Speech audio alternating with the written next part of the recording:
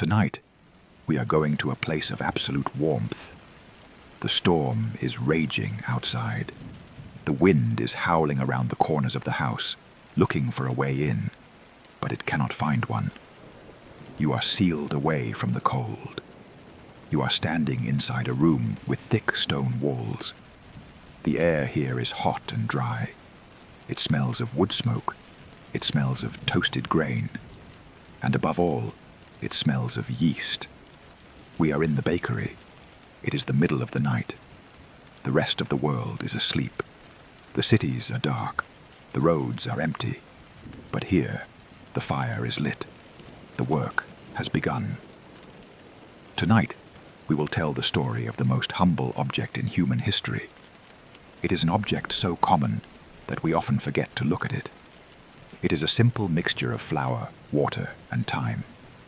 We will follow the grain of wheat from the golden fields of the ancient world to the stone mills of Rome, through the heavy ovens of the Middle Ages, and finally to the table beside you. It is a slow story. It is a story of rising and falling. It is a story of patience. So, lie back. Let the mattress support the weight of your body. Imagine the heat of the oven warming your feet. Imagine the smell of the crust drifting through the air. Let us go back to the beginning, to the mud, to the river, to the seed.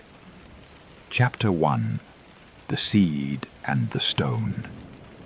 Before there were cities, before there were kings, before there was writing, there was the grass. We begin our journey in the Levant, in the region we now call the Fertile Crescent, nearly 14,000 years ago. The world is different here. The air is cleaner. The silence is deeper. If you listen past the rain, you can hear the wind blowing through the vast open plains. It is a dry wind, carrying the scent of dust and dried vegetation. You are walking through a field. The grasses here are tall. They brush against your waist. They are wild grasses, the ancestors of what we will one day call wheat and barley. They are not the uniform, neat rows of a modern farm. They are chaotic. They grow in patches, mixed with wildflowers, mixed with weeds. They are brittle and golden under the hot prehistoric sun. This is the era of the Natufians. They are the people of the transition. They are the people who stopped running. For thousands of years, humans chased their food. They followed the herds of gazelle. They followed the seasons. But here, in this fertile land, the grass was so thick, the grain was so plentiful, that they decided to stay. Imagine stopping. Imagine putting down the heavy load you have been carrying. Imagine building a shelter of stone and wood, a shelter that will not move tomorrow. This is the first gift of the grain. It gave us a home. Walk with me through the grass. Reach out your hand and touch the top of a stalk. It is rough. It is dry. This is the emmer wheat. Let us look closely at this plant. Let us become small, microscopic, and study the architecture of the seed. The stalk is like a pillar, a hollow tube of straw that draws water up from the damp earth. At the top of the pillar sits the head, the spike. It is heavy with the future. The spike is protected by the glooms. These are the husks.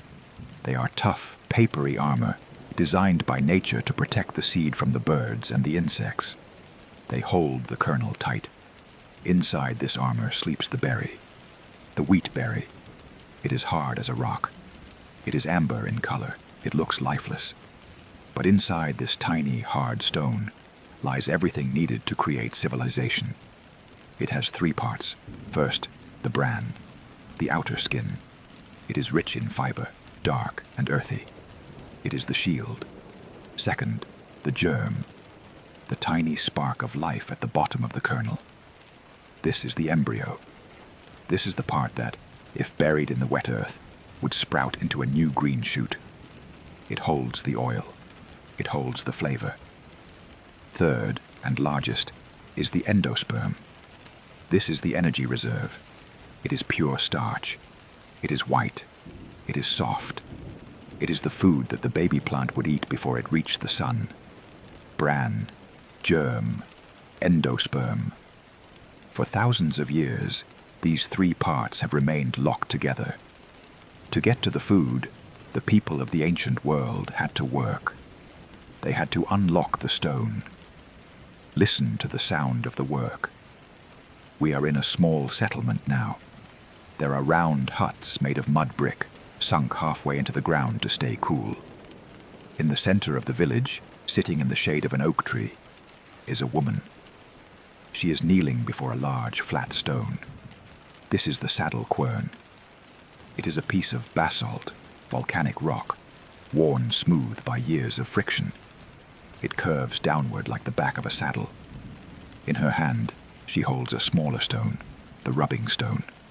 She takes a handful of the wild wheat berries. She places them on the saddle quern. She pushes the rubbing stone forward. Scrape.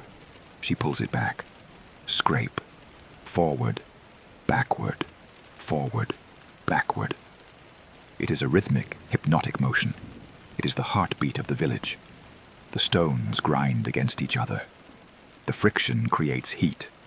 The hard amber kernels are crushed. They shatter. The bran cracks open. The white starch is released. Dust rises into the air. A fine, golden dust. It settles on her hands. It settles on the dark stone. This is flour. It is not the white, powdery snow we buy in paper bags today. It is coarse. It is full of grit. It is flecked with the brown pieces of the husk.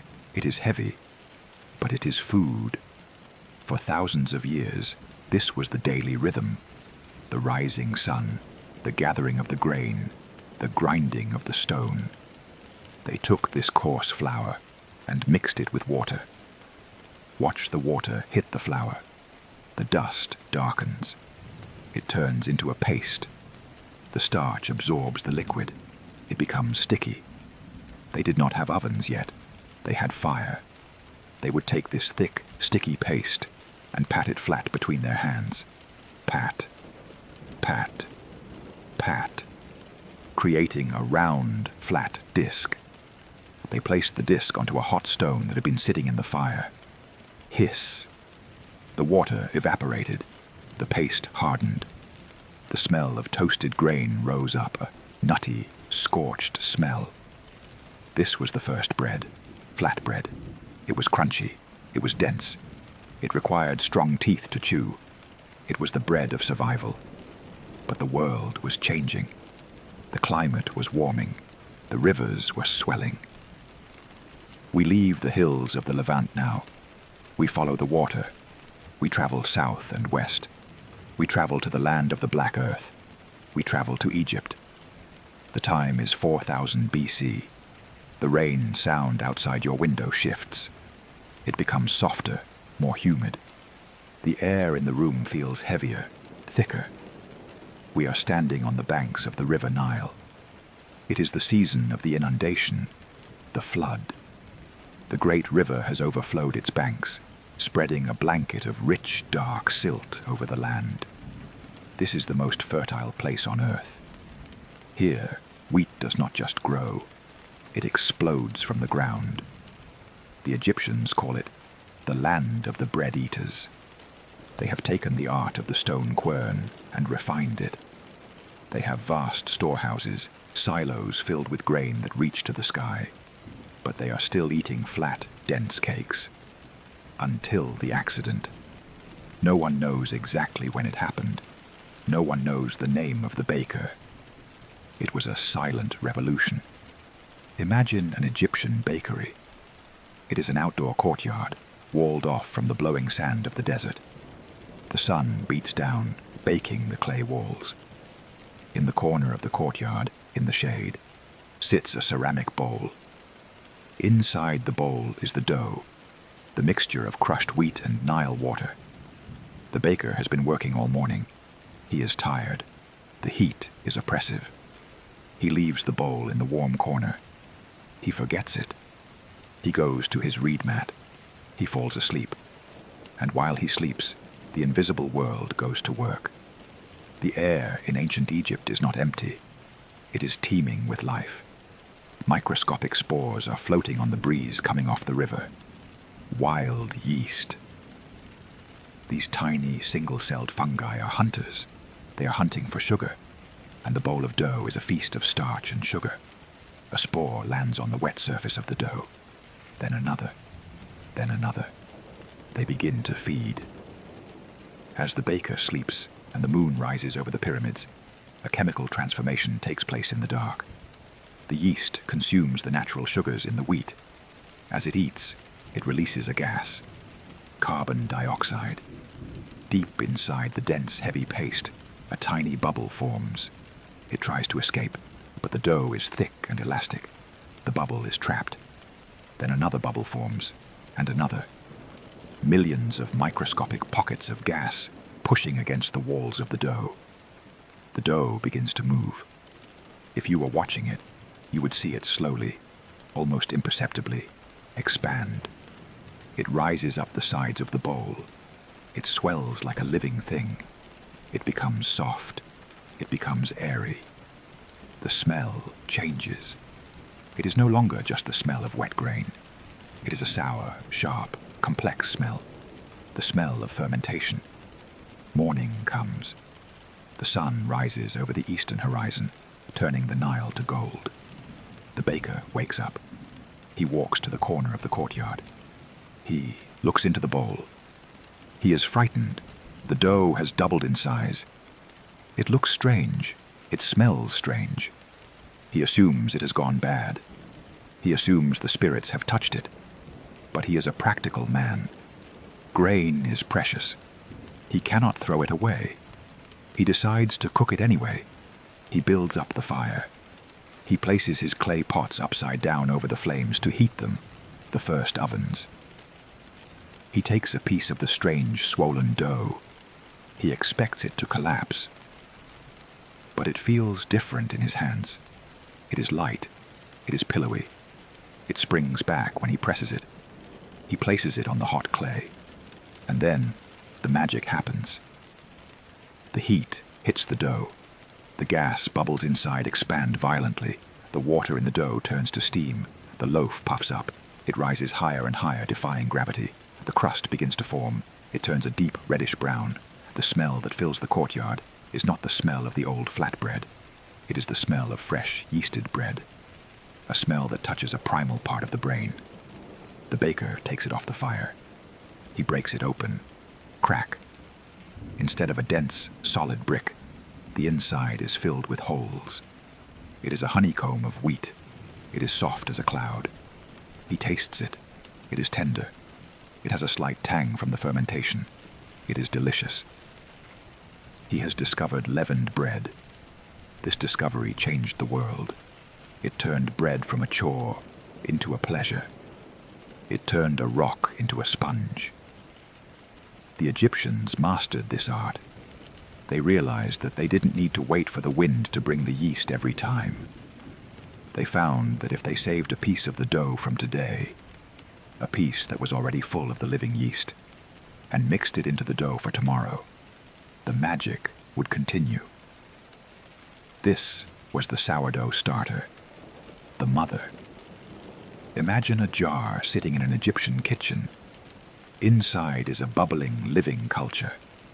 This culture was passed down from mother to daughter, from father to son.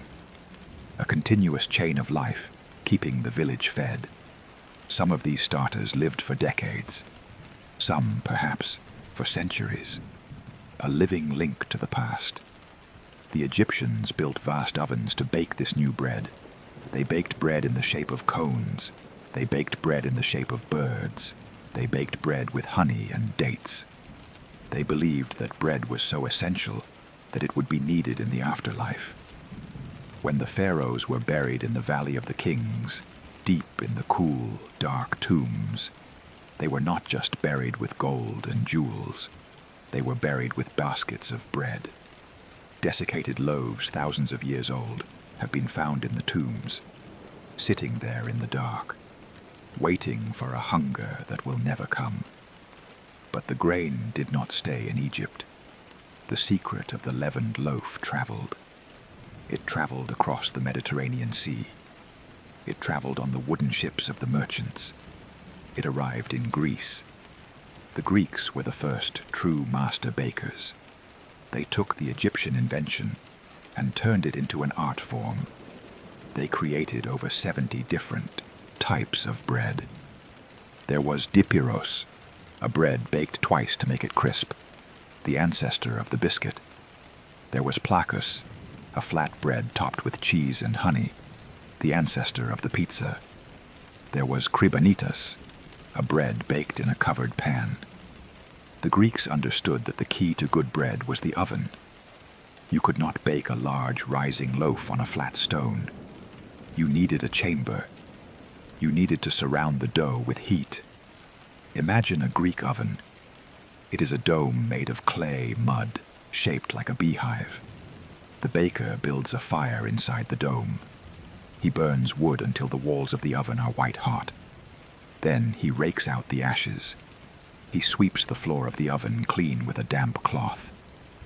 The heat is now trapped in the thick walls. It radiates inward. He slides the loaves in with a long wooden paddle, the peel. He closes the door.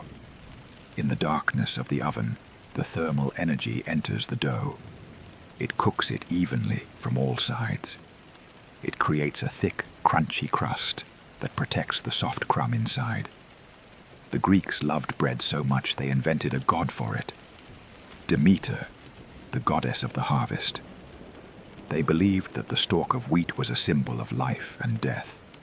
The seed is buried in the dark earth, like the dead. But then, in the spring, it rises again, green and new. Resurrection. It is a comforting thought, that out of the darkness of the soil, life returns. That out of the heat of the oven, sustenance emerges. Let us rest here for a moment. We have traveled from the wild grasses of the hunter-gatherers to the sophisticated ovens of the Greeks. We have seen the hard stone kernel transformed into the soft white loaf. The rain is still falling outside your window. Listen to it. It is the same rain that watered the wild wheat in the Fertile Crescent. It is the same rain that flooded the Nile. Water is the beginning of bread. Without water, the flour is just dust. Water binds it. Water activates it. Think of the dough resting in the bowl. It is sleeping. It is rising slowly, breathing in the night air. It is heavy, soft, and yielding. Imagine plunging your hands into a bowl of cool, soft dough, the resistance as you push, the relaxation as you let go. Push and release. Push and release. The rhythm of the bakery, the rhythm of sleep. The fire in the Greek oven is dying down to embers. The glow is soft and red. The loaves are cooling on the wooden racks, crackling softly as they contract in the cool night air. The smell of the bread drifts out of the bakery into the quiet streets of Athens, into the night. We leave the ancient world now. We leave the sun-baked clay and the olive trees. We are moving north. We are moving west. We are moving toward an empire of stone and iron. We are moving to Rome. The Romans will take bread and turn it into power. They will turn it into a political tool. They will build mills that shake the earth. But that is a story for the next hour. For now, stay in the warmth of the first bakery. Stay with the discovery. The seed has been broken. The stone has been turned. The fire has been lit. You are safe. The granaries are full. The harvest is gathered. The winter can come. The storm can rage. But inside, there is bread. Rest your eyes. Feel the weight of the blanket. Feel the slow rise and fall of your chest, like the rising of the dough. Slow, steady, patient. The night is long, and we have plenty of time. Chapter 2. The Mill and the Empire. We have left the quiet villages of the ancient world. We have left the sun-baked clay courtyards of Egypt and the hills of Greece. We are walking now on a road that is straight as an arrow. It is paved with flat, grey stones, fitted together so tightly that not even a blade of grass can grow between them. The road stretches out to the horizon, crossing mountains, crossing rivers, crossing forests. All roads lead to the same place. They lead to the center of the world. They lead to Rome. The rain here falls on marble. It falls on the tile roofs of a city that never sleeps. It falls on the statues of emperors and gods. But tonight, we are not interested in the senators in their white togas. We are not interested in the generals or the gladiators.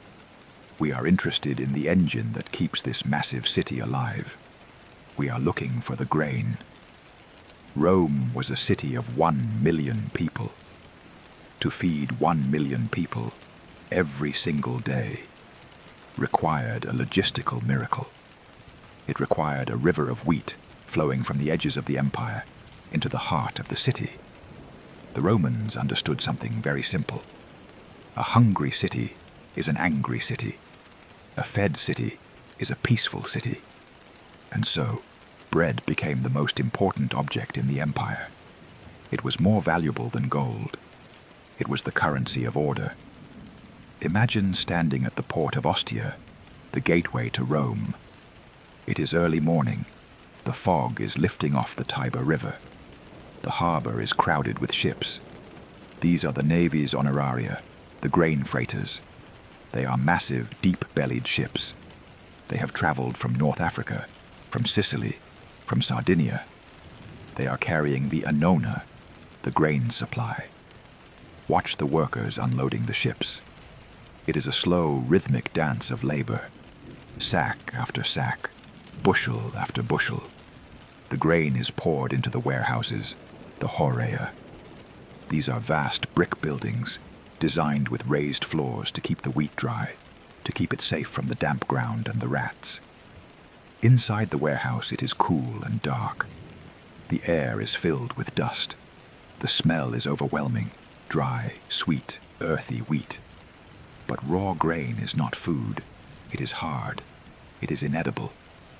To turn the stone-hard kernel into soft bread, you need force.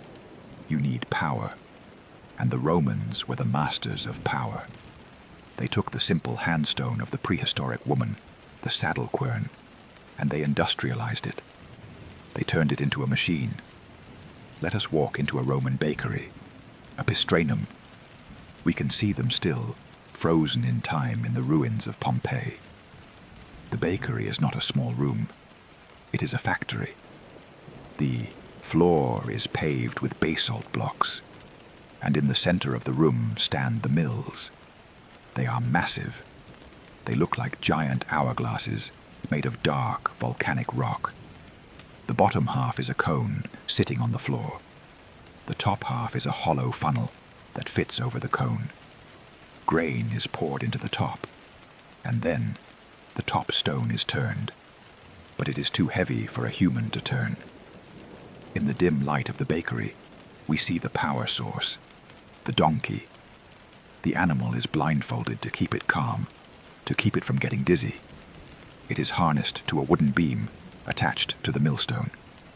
The donkey walks in a circle. Step, step, step, round and round. As the animal walks, the heavy stone turns. The grain is crushed between the two volcanic surfaces. It trickles down the sides of the cone, falling out the bottom as fine white flour. The sound is hypnotic. The scuff of hooves on stone, the rumble of the rock, the soft hiss of the flour falling.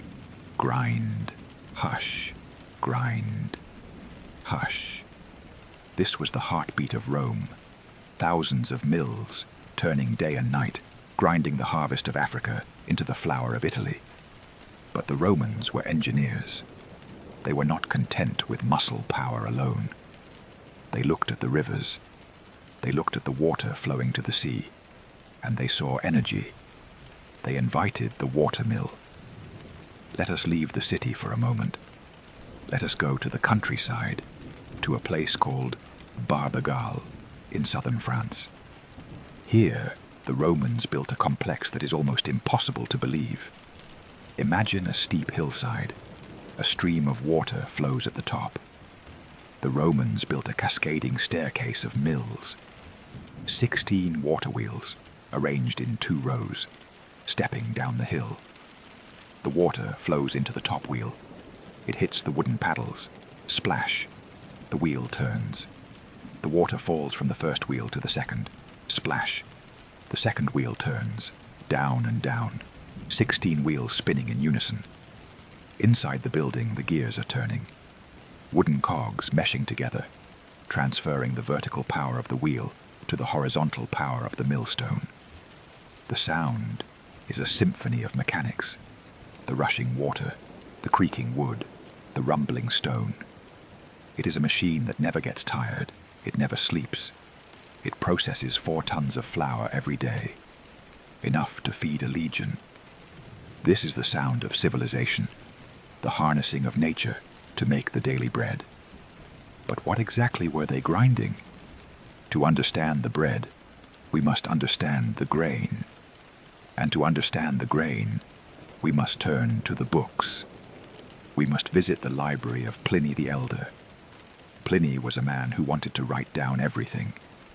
He wrote the Naturalis Historia, the natural history. It was an encyclopedia of the entire world. Imagine him sitting in his study. It is late at night. An oil lamp burns on his desk. He is reading scrolls, taking notes, dictating to a scribe. He was obsessed with details.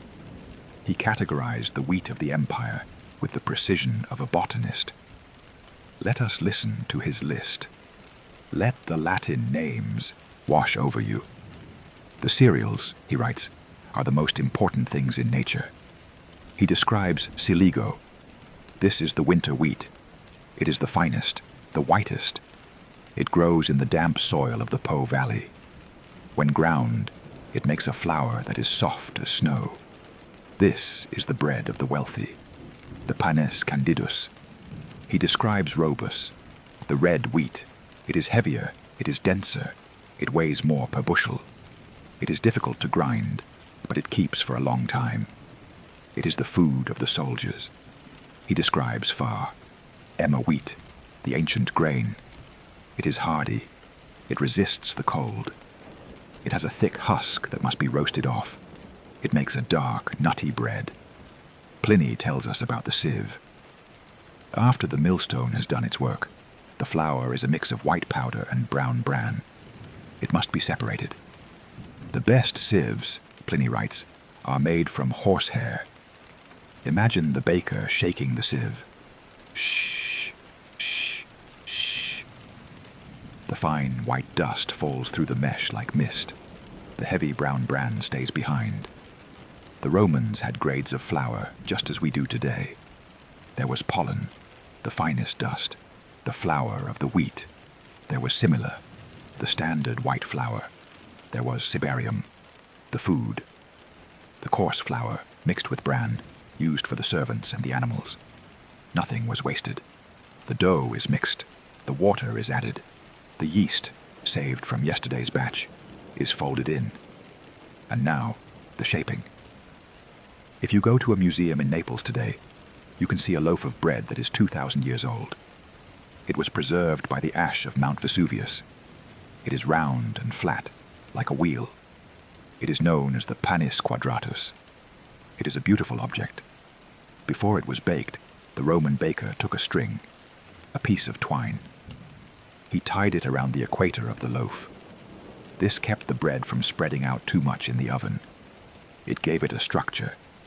Then he took a knife, or a reed. He scored the top of the bread. He divided it into 8 sections, 8 wedges. This was not just for decoration, it was for sharing. It meant the bread could be easily broken by hand, without a knife, and shared among 8 people. And finally, he stamped it. Every Roman loaf had a signature. The baker had a bronze stamp with his name on it. He pressed it into the center of the dough. Celer, slave of Q, Granius Verus, made this, a signature in starch. a promise of quality. The loaf was placed in the oven. The Roman oven was made of brick and concrete. It was efficient. It held the heat. When the bread came out, it was golden brown. It was dense and chewy. It was dipped in olive oil, or wine, or fish sauce. It was the fuel of the Senate. It was the fuel of the legion. It was the fuel of the poet. The bread was distributed to the people. The dole. Every citizen had the right to grain. It was the first welfare state in history. The emperors knew that if the mills stopped turning, the empire would fall. So the mills did not stop. Listen to the sound of the mill again. Rumble, grind, rumble, grind. It is a steady, comforting sound. It is the sound of continuity. As the sun sets over Rome, the city begins to quiet down. The shouting of the forum fades. The carts stop moving on the cobblestones. But the bakeries are warm. The heat from the ovens radiates out into the cool night air. The smell of baking bread drifts through the alleys, mixing with the smell of rain and stone. We leave Rome now. We travel forward in time. The empire falls. The aqueducts break. The great stone roads are covered in grass. The watermills of Barbagal fall silent, overgrown by moss. The world becomes smaller. The vast network of ships and warehouses disappears. We enter the Middle Ages. The bread does not disappear, but it changes. It goes back to the village. It goes back to the land. We leave the city of marble and move to the fields of green. We move to the feudal system. The rain continues to fall. But now, it falls on thatch roofs, not tile. It falls on muddy tracks, not paved roads. We are entering the era of the harvest. Before there is bread, there must be the field. Before there is the loaf, there must be the sweat. Imagine a field in France or England or Germany. It is the year 1200. It is late summer. The Lammas tide, the loaf mass. The rain has stopped for a moment. The sky is a pale, washed-out blue. The field is golden. Wheat is not just a plant here. It is survival. If the harvest fails, the village dies. If the harvest is good, the village sleeps. Let us stand in the field and watch the work. It is quiet. There are no engines, no tractors, no combines. There is only the sound of the wind in the dry stalks. Swish, rustle, swish, rustle, and the sound of the scythe. The scythe is a beautiful tool, a long curved blade on a long wooden handle. It requires a specific motion to use. A swinging of the hips, a rotation of the spine. The reaper steps forward. He swings the blade parallel to the ground. Shh, whack. The stalks fall. He steps. He swings. Shh, whack. It is a trance, a meditation in movement. Behind the reaper come the binders, usually women and children. They gather the fallen wheat. Their hands are rough, calloused from the dry straw. They twist a handful of straw into a knot to make a rope. They tie the wheat into a sheaf. They stand the sheaves up in the field, stooking. 3 or 4 sheaves leaning against each other like a small tent. A little house of gold. They leave them there to dry in the sun. As the sun sets, the field is transformed. It is no longer a waving ocean of grass. It is a city of little golden tents. Long shadows stretch across the stubble. The harvest is gathered, but the work is not done. The grain is still locked inside the ear. It must be threshed. We move to the barn. It is a large wooden building. The floor is made of hard-packed clay or sometimes wood. The air is filled with golden dust, dancing in the beams of light that come through the cracks in the walls. The sound here is percussive. Thwack, thwack, thwack. This is the sound of the flail. 2 sticks connected by a leather strap. The thresher swings the handle, and the heavy beater stick hits the pile of wheat on the floor. It is exhausting work. It requires rhythm. If two men are threshing together, they must alternate beats. 1, 2, 1, 2. The impact shatters the head of the wheat. The grain falls out. The chaff, the papery skin, breaks off. But now they are mixed together. The heavy grain and the light chaff. They must be separated.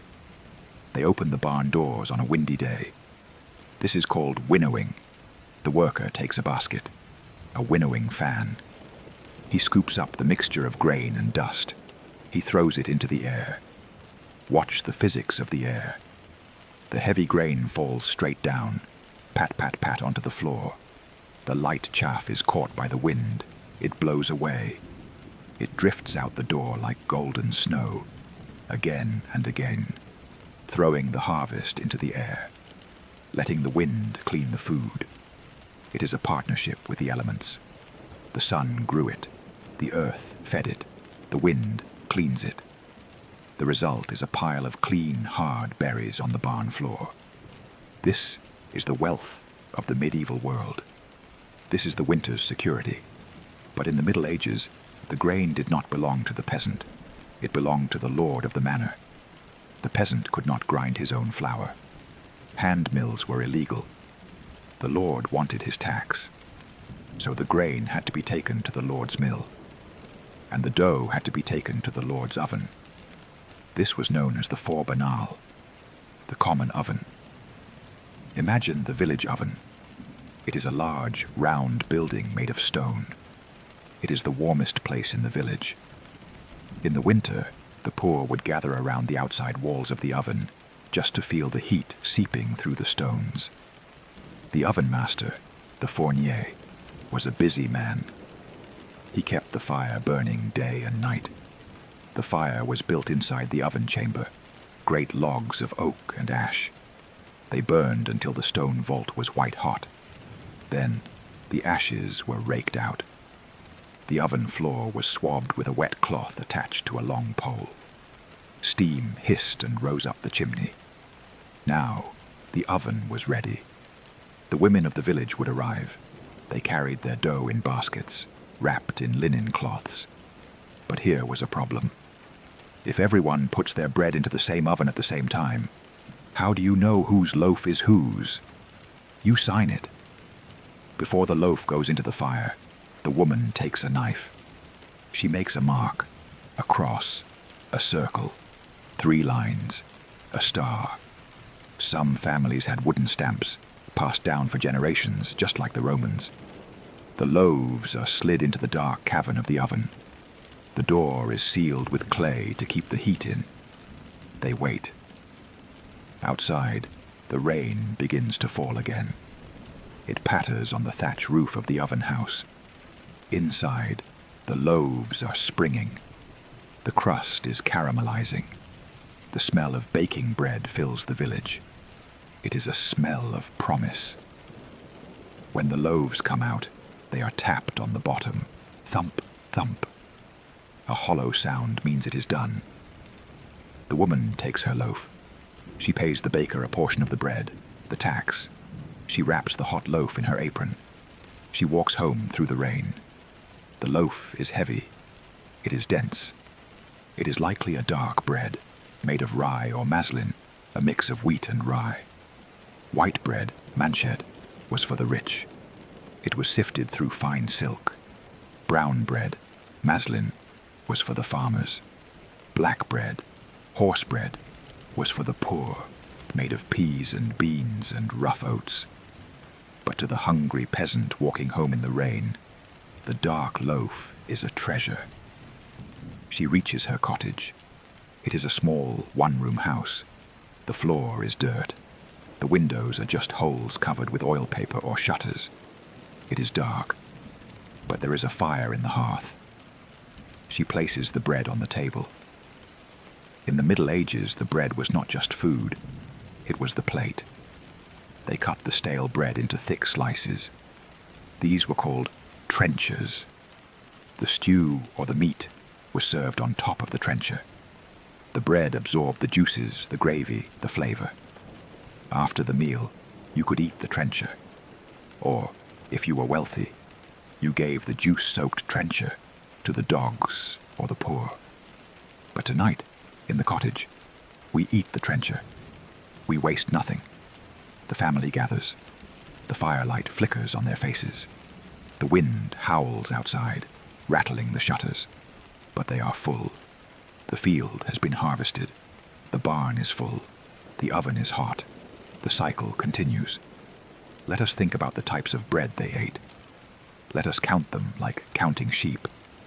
The simnel cake, the pandemain, the wastel, the cocket, the cheat, the torte. Strange names from a forgotten time. But the ingredients are the same. Flour, water, yeast, fire. The Roman mill has stopped turning. The medieval flail has stopped beating. The world is changing again. Science is coming. Machines are coming. But for now, stay in the cottage. Stay by the hearth. The rain is a steady drumbeat on the roof. It is a lullaby. The heavy, dark bread sits in your stomach, warm and grounding. The stone walls of history protect you. You are safe in the timeline. Rest. Chapter 3. The machine, the chemistry, and the slice. The fire in the medieval hearth has died down. The stone oven of the village has gone cold. We leave the wooden barns and the thatch roofs behind us. The rain continues to fall, but it is no longer falling on the mud of the feudal fields. It is falling on glass. It is falling on steel.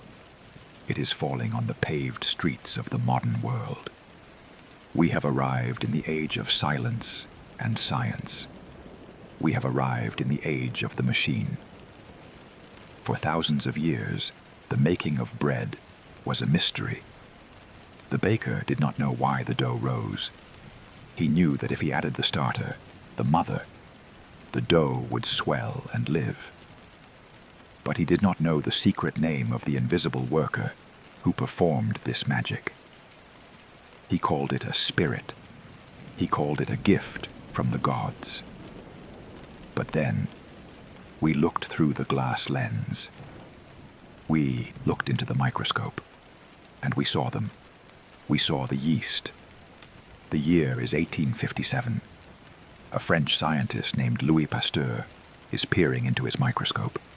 He is looking at a sample of fermenting beet juice. He sees tiny globules. They are not crystals. They are not dust. They are budding. They are reproducing. He realizes the truth. Fermentation is not a chemical accident. It is respiration. It is life without air. He gives the worker a name. Saccharomyces cerevisiae. It is a beautiful name, rolling off the tongue like a spell. It means the sugar fungus of the beer. Let us look at this organism. It is a single cell. It is shaped like an egg. It is enclosed in a tiny cell wall. It is floating in the darkness of the dough, waiting for food. When the water hits the flour, the enzymes wake up. They begin to break down the starch into sugars, glucose. The yeast wakes up. It begins to eat the glucose. And as it eats, it breathes. But it does not breathe oxygen. It breathes out two things. First, ethanol, alcohol. This is what gives fresh dough its heady, boozy scent. It evaporates in the oven, disappearing into the air.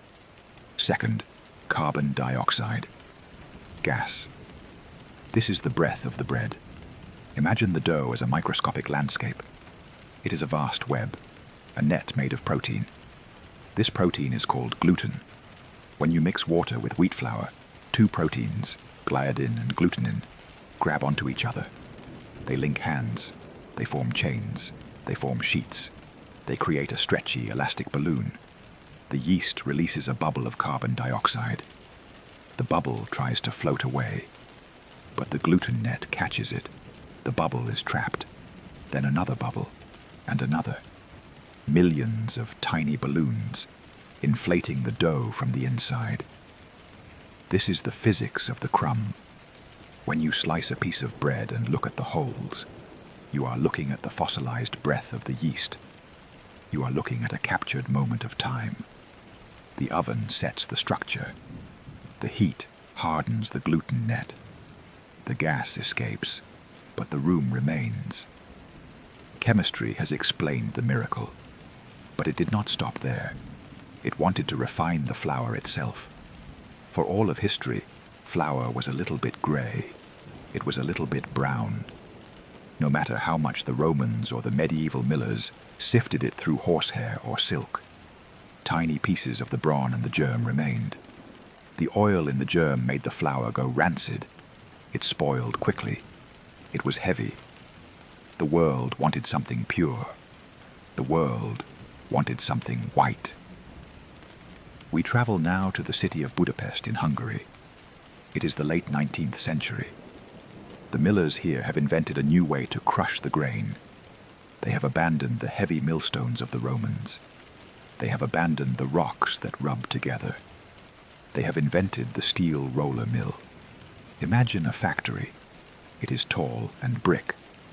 Inside, there is a hum, a low, constant vibration of machinery. There are rows of steel cylinders. They are perfectly smooth. They spin at high speeds, but they never touch. They are set a fraction of a millimeter apart.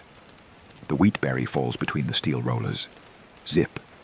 It is not crushed. It is sheared. The steel strips the brown coat off the berry. It pops the white endosperm out, clean and whole. The brown bran is blown away. The oily germ is removed. What is left is pure starch, pure energy. They grind it again and again, sifting it through finer and finer silk screens.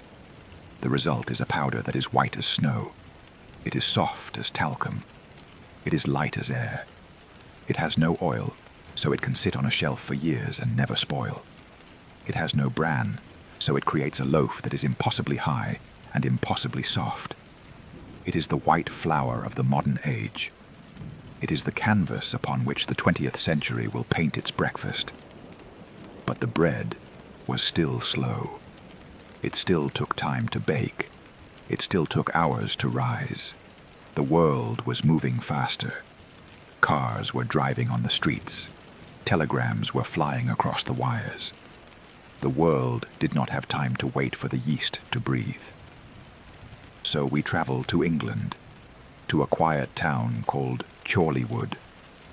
It is 1961. The scientists here are looking for speed. They discover that if you mix the dough violently, if you spin it at incredibly high speeds in a vacuum mixer, you can force the air into the dough. You do not need to wait for the yeast to work slowly. You can mechanically develop the gluten in minutes. This is the Chorleywood bread process. It is the birth of the supermarket loaf. The dough is mixed in seconds. It is divided. It is proved. It is baked. It comes out of the oven soft and squishy. It has no crust to speak of. It is perfectly uniform. Every slice is identical to the last. It is the bread of consistency. It is the bread of convenience. And speaking of convenience, we must visit the most famous invention of them all. The invention that became the benchmark for all other inventions. Sliced bread. We travel to the American Midwest, to the town of Chillicothe, Missouri. It is a hot summer day in 1928, July the 7th. A man named Otto Roveder is standing in a bakery. He is a jeweler by trade, but he has spent 16 years obsessed with one idea. He watched people struggling to cut bread with dull knives. He watched them squashing the loaf. He watched the slices coming out uneven, thick at one end, thin at the other. He wanted to build a machine that could slice a loaf perfectly, without crushing it. Bakers told him he was crazy. They said, if you slice the bread, the air will get in. The bread will go stale in a few hours. No one will buy it. So Otto Roveder invented a solution. He didn't just invent a slicer. He invented a wrapper. Imagine the machine. It is a large, clanking contraption of iron and steel. The fresh, cooled loaf travels along a conveyor belt. It approaches the blades. These are not spinning blades. They are a row of vertical knives, moving up and down, like a mechanical handsaw. The loaf is pushed gently through the blades. Shh, click, shh, click. In 1 second, the single loaf becomes 20 perfect slices. But the machine does not stop. Before the slices can fall over, before the air can touch the crumb, the machine pushes the loaf onto a sheet of wax paper. Mechanical arms fold the paper. They seal the ends. The loaf is held together, sliced but whole, protected in its wax cocoon. It was called clean-made sliced bread. The advertisement in the local newspaper said, "The greatest forward step in the baking industry since bread was wrapped." Housewives loved it. It was uniform. It fit perfectly into the toaster. It made sandwiches easy. It was soft. It was white. It was predictable. It conquered the world. Now, the bakery is not a stone room with a fire. It is a massive industrial cathedral. Imagine standing inside a modern bread factory at night. It is vast. The ceiling is high and lost in shadows. The floor is polished concrete, shining under the fluorescent lights. There are no people here, or very few. The machines are doing the work. Listen to the rhythm of the factory. It is a slow, steady hum, a drone of production. At one end, a tanker truck pumps flour into a silo. The mixer spins, a giant steel arm kneading 500 pounds of dough at once. The dough is dropped. Thump. It is cut by a divider. Chunk, chunk, chunk. Little balls of dough travel along a canvas belt. They look like sleeping animals. They travel through the prover, a warm, humid room where they rise. They travel into the tunnel oven. The oven is 100 feet long, a tunnel of fire. The loaves travel through it on a moving belt. They enter as pale dough. They exit as golden bread. They travel on cooling spirals. Miles of conveyor belts slowly winding down from the ceiling, letting the bread cool in the air. It is a river of bread, a continuous stream of sustenance flowing out into the trucks, out into the cities, out into the night. It is quiet. It is efficient. It is hypnotic. Let us stand by the cooling spiral. Let us watch the loaves drift by. White bread, whole wheat bread, rye bread, sourdough, brioche, challah, baguette, ciabatta, focaccia, pita, naan, tortilla, multigrain, pumpernickel, soda bread, cornbread, potato bread. The list goes on and on, variations on a theme. Flour, water, yeast, heat. The machine does not judge, it only produces. And now, the journey brings us to the final destination. It brings us to your kitchen. The factory is far away. The Roman mill is dust. The Egyptian river is a memory. There is just the quiet of your house. The rain is still falling against the window, sealing you in. On the counter, there is a loaf of bread. It is wrapped in plastic or paper. It is soft to the touch. You open the bag. The smell is faint, but it is there. The smell of yeast, the smell of comfort. You take out a slice. It is perfectly square. It is perfectly soft. You place it in the toaster. You push the lever down. Click. Inside the machine, the filaments begin to glow. They turn a deep, angry orange. They radiate heat. You wait. This is a moment of pause, a minute of doing nothing. You are simply waiting for the bread to change. The heat is driving out the moisture. It is browning the starches. The Maillard reaction, turning the white, soft dough into golden, crunchy toast. Pop. The toast rises. A wisp of steam floats up. You take the hot slice. You place it on a plate. You take a knife and a pat of butter. The butter is cold. The bread is hot. You spread the butter. You watch it melt. It changes from a solid yellow square into a golden liquid. It sinks into the pores of the bread. It disappears into the sponge. You take a bite. Crunch. It is warm. It is savory. It is oily and rich. It is the simplest food in the world, and yet it is the most comforting. It is the food we turn to when we are sick, when we are sad, when we are tired. Toast and butter, a warm blanket for the stomach. The journey is complete. The seed that fell into the mud of the Fertile Crescent has traveled through time. It was ground by the stone of the prehistoric woman. It was fermented by the air of the Nile. It was milled by the donkeys of Rome. It was harvested by the scythes of the Middle Ages. It was refined by the steel of the Industrial Revolution. And now it has fed you. The cycle is finished. The machines in the factory are slowing down. The lights are dimming. The water wheel in the Roman river is creaking to a halt. The fire in the Egyptian courtyard has turned to ash. The world is quieting down. The rain continues to fall. It washes away the history. It washes away the chemistry.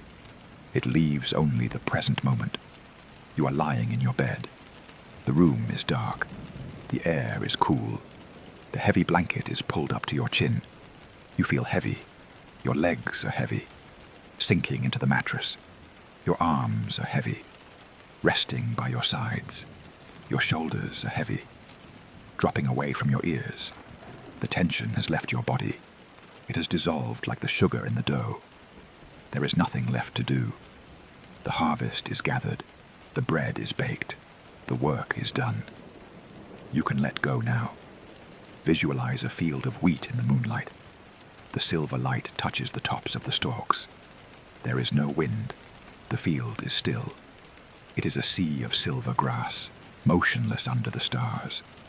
You are floating above it, drifting, weightless. The smell of the earth rises up to meet you. Deep breath in, deep breath out. Slow, steady, rhythmic, like the turning of the millstone, like the kneading of the dough, like the falling of the rain. Sleep is coming.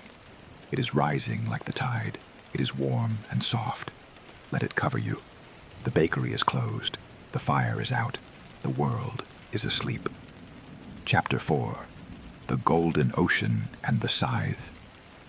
We have traveled fast and far. We have seen the steel machines of the 20th century. We have heard the hum of the factory and the click of the toaster. We have smelled the sterile, clean air of the industrial bakery.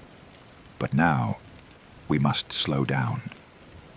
We must let the noise of the engines fade away. We must let the fluorescent lights flicker out.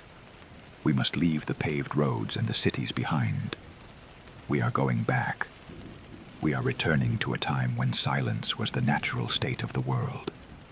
We are returning to the green fields of medieval Europe, to the time of the feudal lord and the peasant, to the time when bread was not a product you bought, but a life you lived. We are entering the era of the harvest. Imagine a landscape without fences. In the Middle Ages, the fields were open, vast, rolling expanses of land that stretched to the horizon, unbroken by walls or wire. It is high summer, the month of August, the month they called Yodmonath, the month of weeds, the month of growth. The sky is a pale, washed-out blue. The sun is a heavy yellow disk hanging directly overhead. There is no humidity. The air is dry. It smells of dust and dried grass. The field before us is an ocean of gold. Wheat, barley, rye, oats. They grow together in a chaotic, beautiful mix. The stalks are tall, much taller than the wheat of today. They come up to a man's chest. They sway in the wind. Watch the wind move across the field. It looks like invisible hands brushing the surface of the grain. A ripple starts at the edge of the woods and travels all the way to the village. A wave of motion in a sea of stillness. This is the source of life. This golden blanket covering the earth is the only thing standing between the village and the winter. The village is quiet. The cottages are empty. The doors are left open. Everyone is here. The men, the women, the children, the old. They have all come to the field, It is time to bring the bread home. Let us look at the tools. They are simple. They are made of wood and iron. They have not changed for 1,000 years. The most important tool is the scythe. It is a beautiful, frightening instrument. A long, curved wooden handle, smoothed by the sweat of generations. It is called the scythe. At the end of the handle is a blade, a long crescent moon of iron, sharpened to a razor's edge with a whetstone. The reaper stands at the edge of the standing corn. He does not rush. He tests the weight of the tool in his hands. It is heavy, but it is balanced. He begins. The motion of the reaper is a dance. It is a rotation of the spine. He plants his feet wide. He twists his torso. He swings the blade parallel to the ground, just inches above the soil. The blade hisses through the dry stalks. Shh, whack. The wheat shudders and falls. It falls in a perfect neat row to his left. This row is called the scythe. He takes a step forward, one step. He swings again. Shh, whack. Another row falls. It is a hypnotic rhythm. Step, swing, step, swing. It is the metronome of the harvest. If you were standing in that field 700 years ago, that is all you would hear. The rhythmic swish of 50 scythes cutting through the dry straw, and the soft rustle of the grain hitting the earth. The reapers move in a diagonal line, staggered across the field, so they do not hit each other. They move like a slow, human machine, eating their way through the landscape. Behind the reapers come the binders. These are usually the women. Their work is harder in a way. They must bend down. They must touch the earth. They gather the fallen wheat in their arms. The straw is rough. It scratches the skin. It is warm from the sun. They gather enough wheat to make a bundle. But they have no string. They have no twine. So they make their own. Watch the hands of the binder. She takes a small handful of the long straw. She twists it rapidly. Twist, twist, tuck. She creates a rope made of wheat itself. She wraps this rope around the bundle. She ties it tight. She tucks the ends in. Now she has a sheaf, a solid, heavy bundle of grain. She tosses it to the side. She moves on. Bend, gather, twist, tie. The field behind the reapers is transforming. It is no longer a sea of waves. It is becoming a geometric pattern. Rows of stubble, rows of sheaves. But the sheaves cannot lay on the ground. The earth is damp. If they lay there, the grain will rot. The mice will eat it. So they must build the stook. This is the architecture of the harvest. The workers take the sheaves. They stand them up on their cut ends. They lean them against each other like a pyramid. 4 sheaves, or 6 sheaves, or 8. They support each other. They create a small golden tent. The wind can blow through the tent to dry the grain. The rain can run off the sloping sides of the straw. By evening, the field looks like a city of little houses. Hundreds of stooks casting long, purple shadows across the stubble. The sun begins to set. The work stops. The people are exhausted. Their backs ache. Their hands are raw. But they are happy. The harvest is good. The grain is safe. They sit by the edge of the field. They eat their supper. And what do they eat? They eat bread. They eat a dark, dense loaf. It is likely maslin bread, a mixture of wheat and rye. It is chewy. It tastes of the earth. They eat it with cheese and ale. As the twilight deepens, the field becomes silent again. The birds settle in the hedgerows. The moon rises. The stooks stand like sentinels in the moonlight, silent, waiting. This is the first stage of the bread, the gathering. But the grain is still locked away. It is still hiding inside the husk, inside the ear of the wheat. It needs to be released. We must move from the field to the barn. The season changes. The golden sun of August gives way to the grey skies of October. The air gets colder. The frost appears on the grass in the mornings. The sheaves have been carted to the barn. Imagine the medieval barn. It is a cathedral of wood. Huge oak beams soar up into the darkness of the roof. The walls are wattle and daub, or stone. The floor is hard-packed clay, beaten flat until it is almost like concrete. This is the threshing floor. It is the place of separation. The doors of the barn are thrown open to let in the light and the draught. The threshers arrive. They carry the flail. The flail is a simple, brutal tool. It consists of 2 sticks, connected by a leather strap or a chain. The long stick is the handle. The short, heavy stick is the beater or the swipple. The threshers lay the sheaves of wheat out on the floor, in 2 long rows, head to head. They stand opposite each other, and they begin the beat. Thwack. The beater hits the dry wheat. The impact shatters the brittle husk. Thwack. The grain is knocked loose. It falls deep into the straw. If there are 2 men, they find a rhythm, a binary beat. 1, 2, 1, 2. If there are 3 men, it is a waltz. 1, 2, 3. 1, 2, 3. It is a loud, percussive sound. It echoes off the wooden roof. It can be heard across the entire valley. It is the heartbeat of the winter. Dust rises in the barn. Golden dust. It floats in the shafts of sunlight. It coats the faces of the men. It fills their lungs. It smells sweet and dry. They work for hours, swinging the heavy wood, beating the food out of the plant. When they are done, the floor is a mess of straw and grain and dust. They use wooden pitchforks to lift the long straw. They shake it. Shake, shake. The last heavy grains fall out. They take the straw away. This will be bedding for the animals. It will be thatch for the roof. Now, look at the floor. It is covered in a pile of debris. It is a mix of the heavy, golden wheat berries and the light, papery chaff, the skin of the seed. They must be separated. This is the process of winnowing.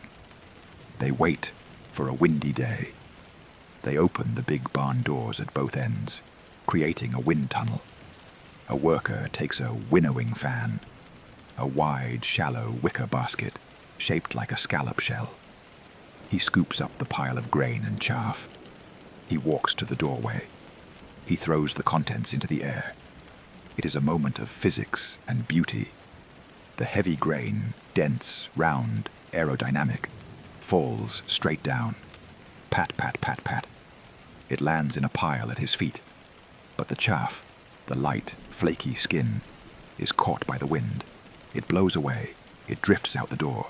It floats like snow across the farmyard. He scoops again. He throws again. He is asking the wind to clean his food.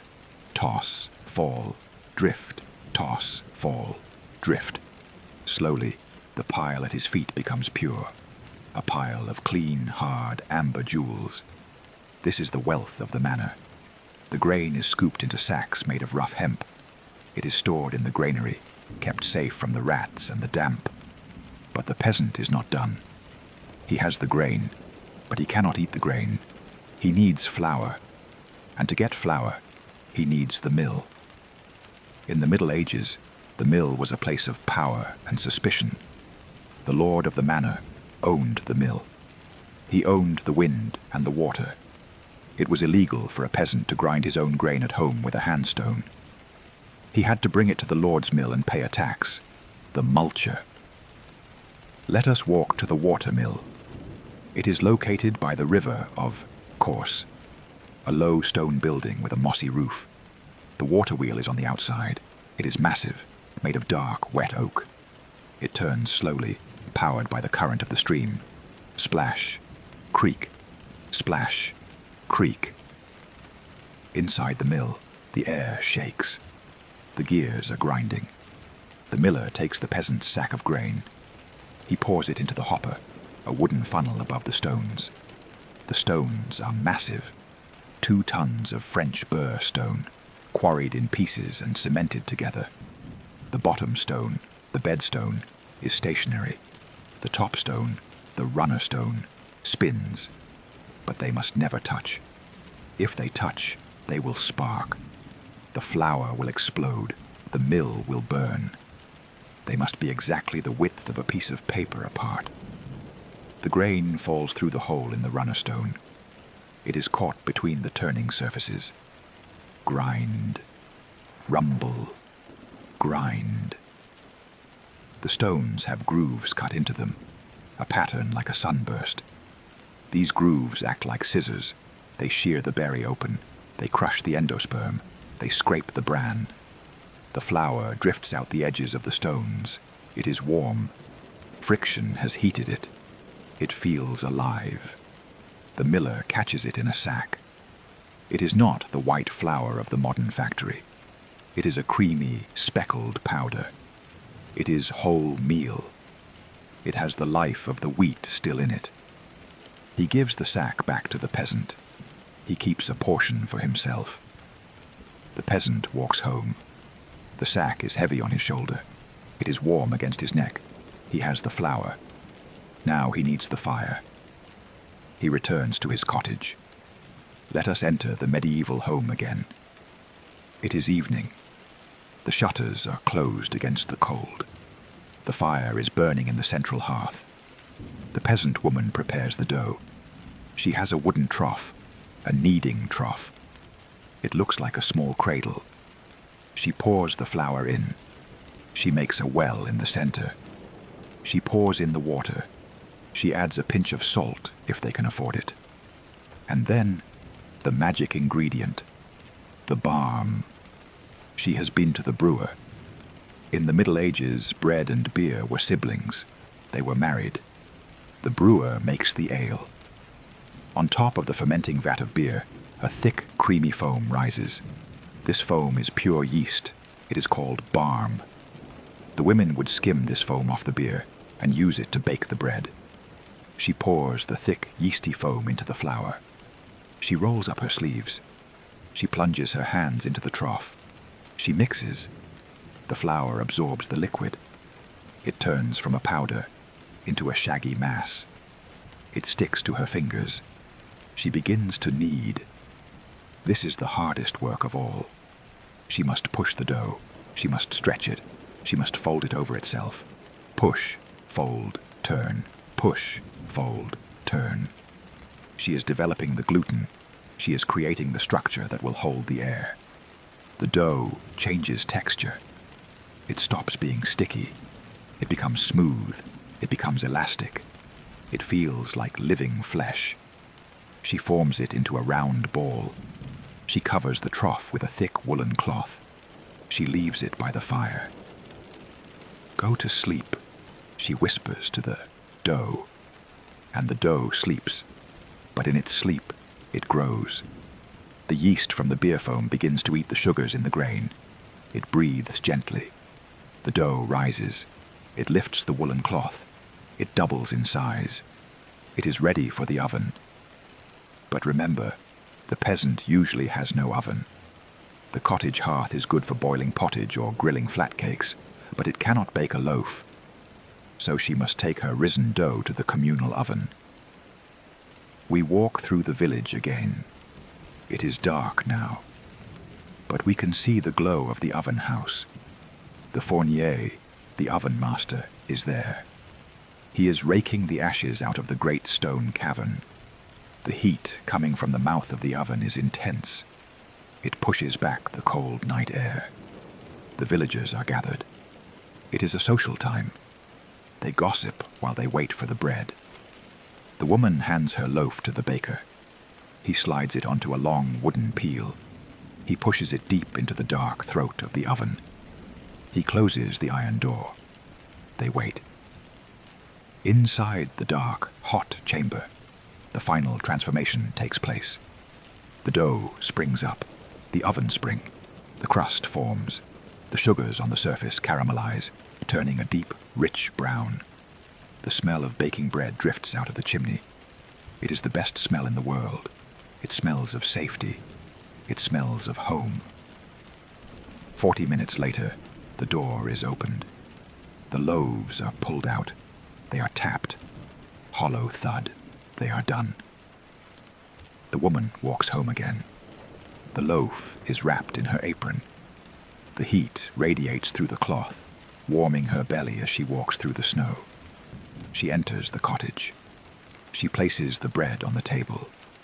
She takes a knife. She cuts the first slice. Steam rises from the crumb. It is grayish-brown. It is dense, but it is soft. She tears a piece off. She eats it. It is sour from the yeast. It is sweet from the grain. It is smoky from the wood fire. It is the taste of a year's work. The ploughing, the sowing, the waiting, the reaping, the threshing, the milling, the kneading, the baking. All of it is in this one bite. The family eats in silence. The firelight flickers on the walls. Outside, the wind howls across the empty fields. The stubble is frozen. The mice are sleeping in their burrows. The earth is resting. The cycle is complete. The seed has returned to the seed. The energy of the sun has become the energy of the body. The world is quiet. There is nothing left to do tonight. The barn is locked. The mill is silent. The oven is cooling. You are here in the comfort of the timeline, watching the slow, steady rhythm of the past. You can rest now. The harvest is gathered. The bread is baked. Let the darkness of the medieval night wrap around you like a heavy woolen blanket. Let the silence of the snow-covered fields fill your mind. Quiet, still, deep. Chapter 5. The Guild, the Law, and the Fire. The harvest is over. The golden fields of the countryside are bare, left to the frost and the crows. The peasants have retreated into their cottages. The rural world has gone to sleep. But we are moving on. We are following the grain as it travels away from the farm. We are following the carts as they rattle down the frozen mud roads, heading toward the stone walls on the horizon. We are entering the city. It is the year 1400. We are in London, or perhaps Paris, or perhaps Cologne. The city is a maze. It is a dense forest of timber and stone. The streets are narrow, winding ribbons of cobblestone, flanked by houses that lean in toward each other. The upper stories overhang the street, nearly touching in the middle, blocking out the sky. It is night here, too. The city gates are locked. The curfew bell has rung. Dong. Dong. Dong. The fires are supposed to be covered. The people are supposed to be in bed. The rain falls on the slate roofs. It runs down the gargoyles. It drips from the wooden eaves into the muddy street below. Drip, splash, drip, splash. But the city is not entirely asleep. If you walk down the dark alleyways, you will smell it.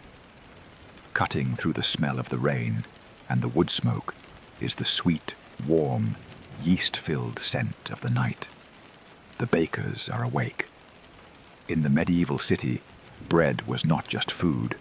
It was an industry. It was a serious business, regulated by strict laws and guarded by powerful men. Let us step inside a city bakery. It is different from the communal village oven. This is a place of commerce. The floor is covered in sawdust to catch the flour. The windows are barred. The master baker stands by the oven. He is a member of the guild, the worshipful company of bakers. To be a baker in this time was to belong to a secret society. You could not simply decide to bake bread and sell it. You had to be initiated. It began with the apprenticeship, 7 years of labor. A boy would enter the bakery at age 12. He would sleep on the floor by the oven to keep it warm. He would carry the water. He would scrub the troughs. He would learn the secrets of the yeast. After 7 years, if he was skilled, he became a journeyman, a day worker. He could travel from city to city, selling his labor.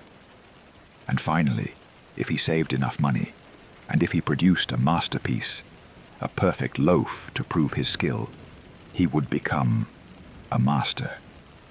He would wear the livery of the guild. He would walk in the processions. But the guild was divided. There was a strict separation enforced by law.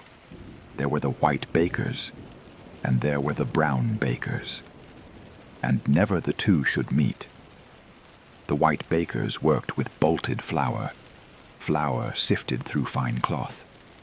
They made the manchet loaves, the white buns, the delicate cakes for the nobility. Their bakery smelled of sweet butter and fine dust. The brown bakers worked with wholemeal, with rye and bran.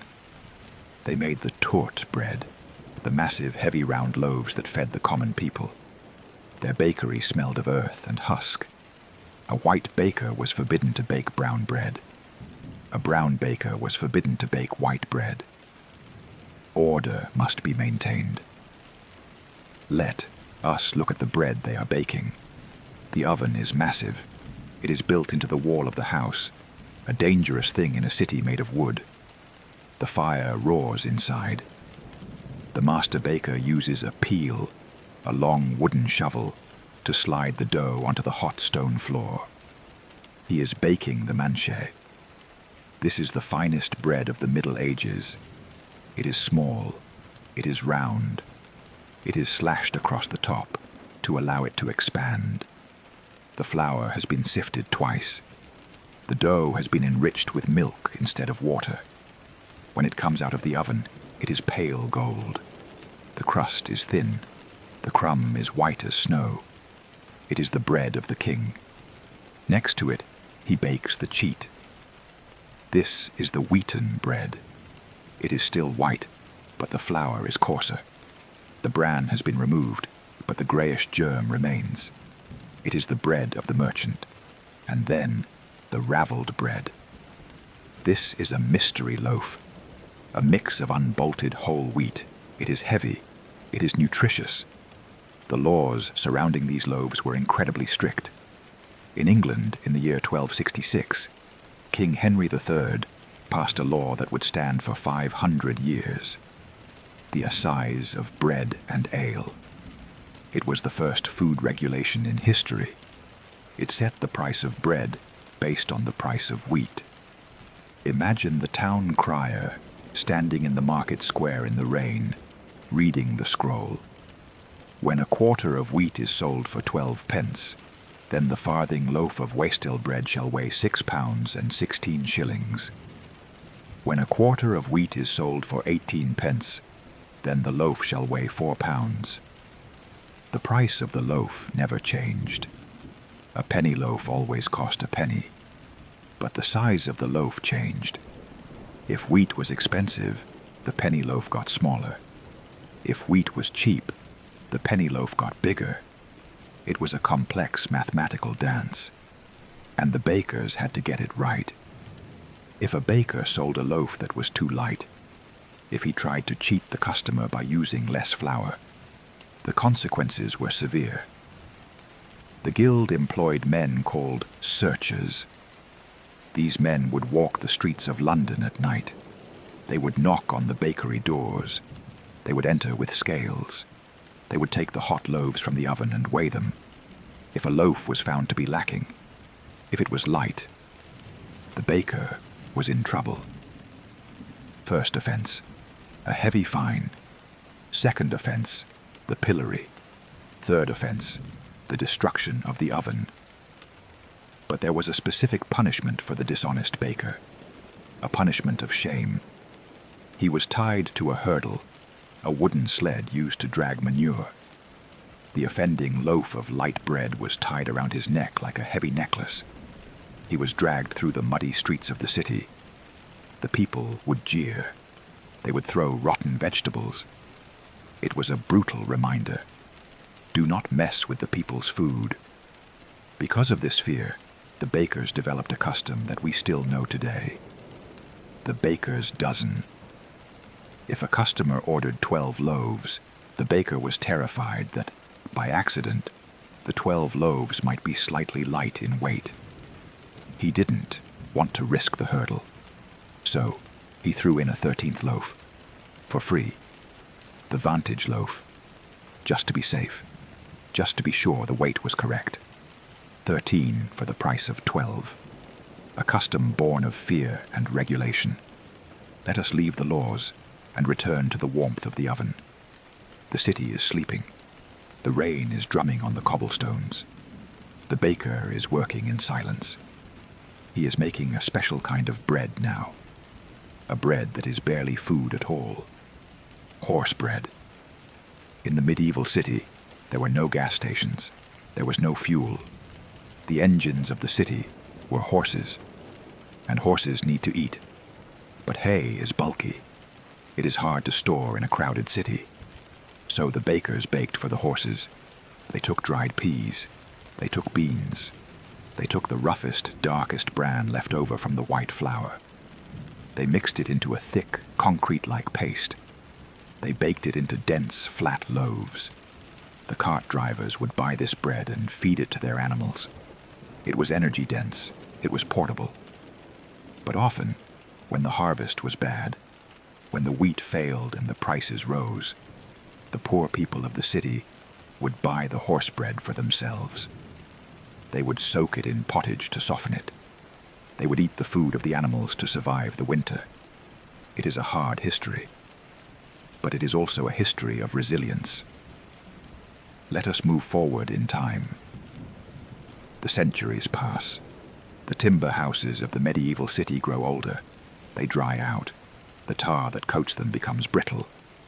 We are in London. It is the year 1666. It is September. It has been a hot, dry summer. The rain has stopped. The city is a tinderbox. We are standing on a narrow street called Pudding Lane. There is a bakery here. It belongs to a man named Thomas Fariner. He is the king's baker. He bakes the ship's biscuits for the Royal Navy, hardtack that lasts for years at sea. It is 1 a.m. on Sunday morning. The bakery is dark. The workers have gone to sleep upstairs. But down in the bakehouse, a single spark has escaped. Maybe it fell from the oven. Maybe a pile of brushwood was left too close to the heat. The spark lands on a bundle of straw. It smolders. It glows orange in the dark. It catches. The fire begins. It does not roar at first. It creeps. It tastes the wood. It climbs the wall. It consumes the flour sacks. It consumes the dried biscuits. By 2 a.m., the bakery is ablaze. The fire spreads to the house next door, then the house across the street. For 3 days, the great fire of London burned. It swept through the wooden city like a tide of heat. It destroyed 13,000 houses. It destroyed 87 churches. It destroyed St. Paul's Cathedral. But strangely, this disaster changed bread forever. When the city was rebuilt, it was built of brick and stone. The wood was gone, and the ovens changed. The old medieval ovens were direct fired. You burned the wood inside the baking chamber, then cleaned it out. It was dirty. It was smoky. The bread always had ash on the bottom. But after the fire, the technology improved. We see the rise of the beehive oven. Imagine a brick dome. But now, the fire is built in a separate chamber below, or to the side. The heat is channeled through flues. The baking chamber remains clean. The air inside is pure. This allowed for more delicate baking. It allowed for the rise of the pastry. Let us step into a bakery in the 1700s, the age of enlightenment. The atmosphere is different. It is not the dark, smoky dungeon of the medieval baker. It is lighter. It is cleaner. The flour is whiter. The milling technology is improving. The baker is making brioche. This is a bread that breaks the rules. Bread is supposed to be flour, water, yeast, and salt. But brioche is enriched. The baker takes the dough and adds butter. Lots of butter. He adds eggs. He adds sugar. The dough becomes heavy and sticky. It is yellow and rich. He puts it in a fluted tin. He lets it rise. Because of the butter, the crumb becomes incredibly tender. It pulls apart in long, silky strands. It is the bridge between bread and cake. The famous quote attributed to Marie Antoinette, "Let them eat cake," was actually mistranslated. She allegedly said, "Let them eat brioche." If the peasants have no bread, let them eat the egg-enriched bread. It shows the divide. The bread of the poor was still dark and heavy. The bread of the rich was becoming lighter, sweeter, and softer. But there is one more invention from this era that we must examine. It is a humble tool, but it changed the texture of our mornings. The toasting fork. In the 18th century, bread was not sliced and put into a machine. If you wanted toast, you had to work for it. Imagine a winter evening in a Georgian drawing room. The fire is blazing in the hearth. You are hungry. The bread from the morning is slightly stale. You take a long, wrought-iron fork with 3 tines. You stab a thick slice of the stale bread. You hold it up to the fire. You must be careful. If you get too close, it burns. If you stay too far, it dries out. You have to find the sweet spot, the radiant heat. You watch as the bread changes color. Pale white, yellow, gold, brown. The smell of toasting bread fills the room. It is a distinct smell. It is the Maillard reaction, the browning of sugars. It smells of caramel and nuttiness. You turn the fork. You toast the other side. Then, while it is still scorching hot, you slather it with butter. This ritual, the fire, the fork, the patience, made toast a delicacy. It was a way to resurrect dead bread, to bring it back to life with fire. Let us sit by that fire for a moment. The city outside is rebuilding. The brick walls are going up. The new dome of St. Paul's is rising over London. But in this room, it is quiet. The only sound is the hiss of the sap in the firewood and the soft scrape of the knife spreading butter on toast. The laws of the assize are still written on the scrolls, but the world is moving toward freedom, toward the free market, toward the industrial age. But the baker remains. He is still awake while you sleep. He is still standing in the flour dust. He is still watching the fire. He is the guardian of the morning. While you dream, he is mixing. While you turn in your sleep, he is shaping. While you breathe deeply, the dough is breathing with you. Think of the yeast, those billions of tiny lives working in the dark, lifting the heavy dough, fighting gravity. They do not know they are making bread. They are simply living. They are simply breathing. It is a comforting thought that even in the dark there is life, there is growth, there is rising. The rain has stopped in the city. The gargoyles have stopped dripping. The cobblestones are drying in the wind. The curfew bell rings again. Dong, dong, dong. 3 a.m. The city is at its deepest rest. The rats are scurrying in the shadows. The River Thames is flowing silently toward the sea, carrying the ships that brought the grain. You are safe in the timeline. You are halfway between the ancient past and the modern future. You are suspended in the warmth of the oven. Let the heat relax you.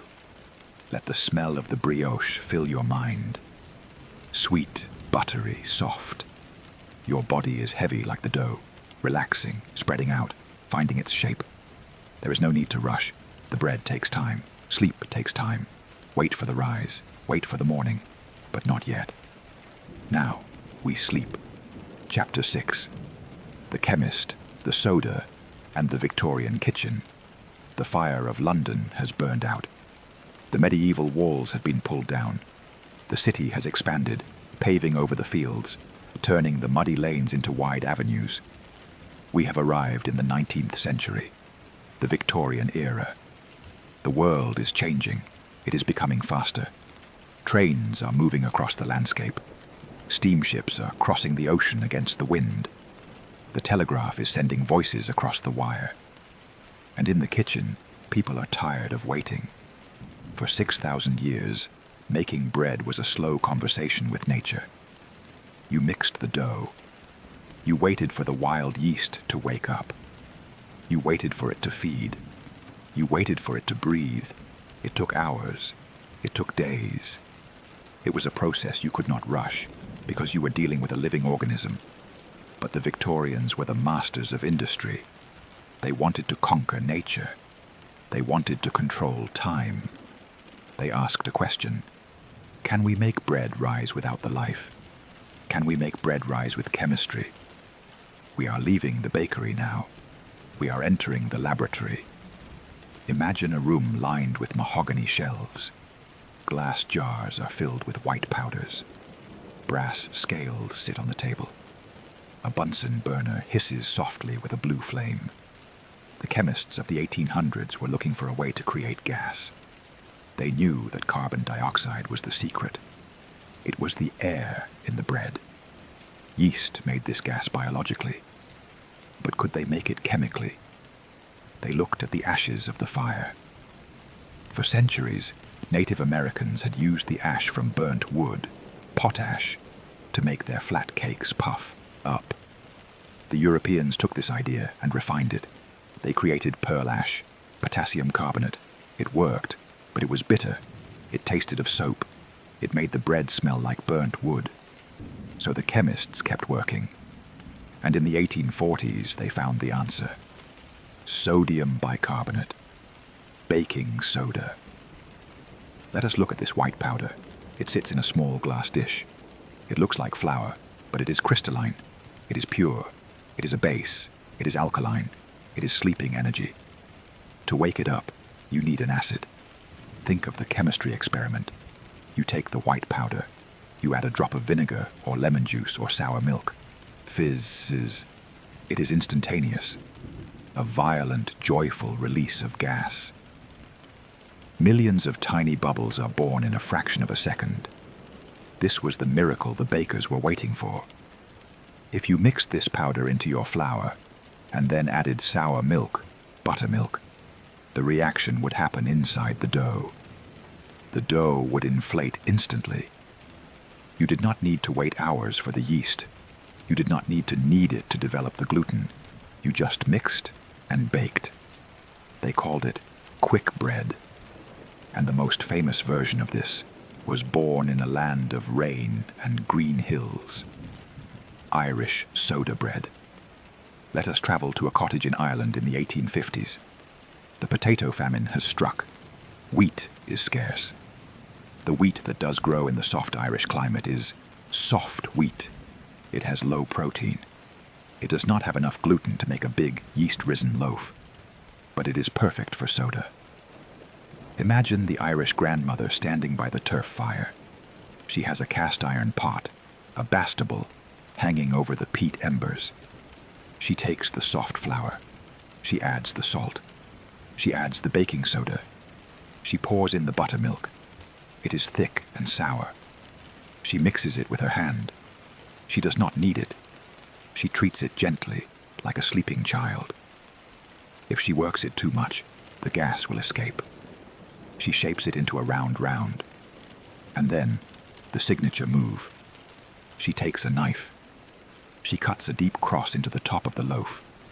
Some say it is to let the fairies out. Some say it is to bless the bread. But the chemist knows it is to let the heat penetrate the center of the dense dough, so it cooks evenly. She puts it in the iron pot. She puts the lid on. She piles hot turf embers on top of the lid. The bread bakes from the top and the bottom. 40 minutes later, it is done. It is dense. It is cake-like. It has a hard, crunchy crust and a soft, tender heart. It is bread without the weight. But there was a problem with baking soda. You always needed an acid to make it work. You needed sour milk or lemon. If you didn't have those, the soda was useless. Enter the English chemist Alfred Bird. His wife was allergic to yeast. She loved bread, but she could not eat it. Alfred wanted to solve this problem. He wanted a powder that contained both the base and the acid, sitting side by side, waiting for water. He found cream of tartar, tartaric acid. It is a byproduct of winemaking. It is a dry, white powder. He mixed the baking soda, the base, with the cream of tartar, the acid. As long as they were dry, they did not react. They sat peacefully in the jar together. But the moment you added water, fizz, the acid dissolved. It attacked the base. The gas was released. He had invented baking powder. This changed the architecture of the kitchen. It allowed for the creation of something new, something that was not quite bread and not quite cake. The scone. We move now to the high temple of Victorian domestic life, the kitchen. Imagine a large room in the basement of a London townhouse. It is 1880. The floor is flagstone, scrubbed clean. The walls are tiled in white. In the center is a massive scrubbed pine table. Copper pans hang on the wall, shining like setting suns. Dominating the room is the range. The open fire of the medieval cottage is gone. It has been replaced by a monster of black cast iron. The coal range. It is always burning. It has different ovens at different temperatures. It has a hot plate on top for the kettle. It warms the whole house. The cook is standing at the table. She is wearing a white apron, starched stiff. She is making scones for afternoon tea. Listen to the sounds of the Victorian kitchen. They are precise. They are metallic. She takes a ceramic bowl. She sifts the flour. Shh. She adds a pinch of the new baking powder. She takes cold butter. She rubs it into the flour with her fingertips. Rub, drop, rub, drop. She is making breadcrumbs. The mixture looks like yellow sand. She adds sugar. She adds milk. She mixes it with a knife. Clink. Scrape. The dough comes together. It is soft. It smells sweet. She rolls it out on the floured table. The wooden rolling pin makes a low rumbling sound. Rumble. Thud. She takes a metal cutter. A sharp circle. Press. Twist. Lift. She cuts out the scones. Perfect circles. She places them on a metal baking sheet. She brushes the tops with a little milk to make them shine. She opens the heavy iron door of the range. A blast of heat escapes. She slides the tray in. Clang. 10 minutes. That is all it takes. The chemical reaction is violent and fast. The scones rise. They double in height. They turn golden brown. There is no waiting for the yeast to breathe. This is the bread of the industrial age. Efficient, predictable. While the scones bake, let us look around this kitchen. It is a place of order. Mrs. Beeton, the famous author of The Book of Household Management, told the Victorians, a place for everything, and everything in its place. Look at the jars on the shelf.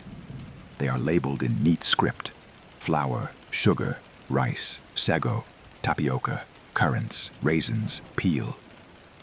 It is a list of the empire. Ingredients from all over the world, sitting in glass jars in a rainy London basement. The clock on the wall ticks loudly. Tick, tock, tick, tock. Time is measured here. Recipes are precise. Bake for 15 minutes. Weigh 12 ounces. It is soothing. There is no guesswork. If you follow the rules, you will get the bread. The timer rings. A small brass bell. The cook opens the oven. The smell fills the room. It is a sweet, buttery smell. It is lighter than the smell of sourdough. It lacks that sharp, acidic tang of the fermentation. It smells of comfort and nursery food. She takes the scones out. She places them on a wire rack to cool, but not for long. Scones must be eaten warm. They are placed in a basket, wrapped in a linen napkin to keep the heat in. They are carried upstairs to the drawing room. We follow the basket. We leave the warm, busy kitchen. We climb the stairs. The carpet muffles our footsteps. We enter the drawing room. The curtains are drawn against the rain. The fire is lit. The tray is set down. You take a scone. It is still warm. You break it open. It does not stretch like yeast bread. It crumbles. It is short. Steam rises from the white interior. You add the clotted cream. Thick, yellow, crusted cream from Devon. You add the strawberry jam. You take a bite. It dissolves in your mouth. It is rich and sweet. It is the taste of luxury. It is a long way from the hard flatbread of the ancient hunter-gatherers. It is a long way from the gritty ration bread of the Roman soldier. This is bread as pleasure. But there is another invention in this kitchen, one that is less glamorous, but perhaps even more important. The tin. For thousands of years, bread was baked on the floor of the oven. It formed a round shape, a cob or a boule. It had a thick crust all the way around. But the Victorians wanted slices. They wanted sandwiches. They realized that if you put the dough inside a metal box, a tin, before you baked it, the dough would be forced to take the shape of the box. It would rise up. It would have straight sides. It would have a flat bottom. The tin loaf. This changed the crust. In a tin loaf, the sides of the bread are protected by the metal. They do not get hard and crispy. They stay soft. Only the top, the dome, gets a crust. This was the beginning of the sandwich loaf.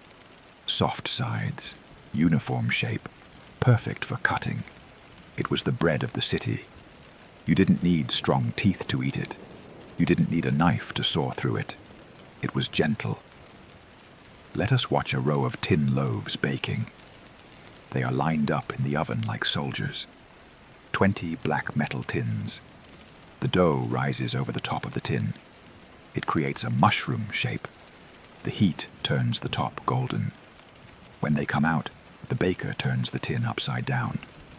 Thud. The loaf falls out.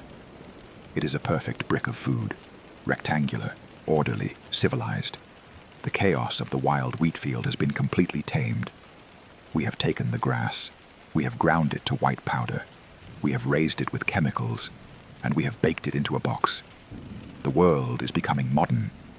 The rain taps against the window pane. Tip-tap, tip-tap.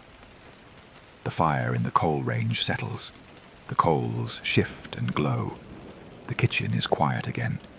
The cook has gone. The scones are eaten. The odd crumbs are swept away. Only the clock remains ticking. Tick, tock. The science is done. The reaction is finished. The gas has been released. The powder sleeps in the jar. The flour sleeps in the bin. You are safe in the house of order. Everything is labeled. Everything is weighed. Everything is accounted for. There are no surprises here. Let the rhythm of the clock guide you. Tick, tock, tick, tock. Your breathing slows down to match the clock. In, out, in, out. The heavy iron range radiates heat into the room, a steady, dark warmth. You are sinking into the chair. The smell of the baking powder biscuits lingers in the air, a clean, soapy, sweet smell. Rest now. The chemistry has worked. The bread has risen. Chapter 7. The prairie, the steam, and the silo. We have left the cramped cobblestone streets of Europe. We have left the brick ovens of London and the coal ranges of the Victorian kitchen. The world is opening up. The horizon is stretching out until it touches the sky. We are traveling west. We are crossing the ocean to the New World. We are standing in the center of the North American continent, the Great Plains. It is the year 1880.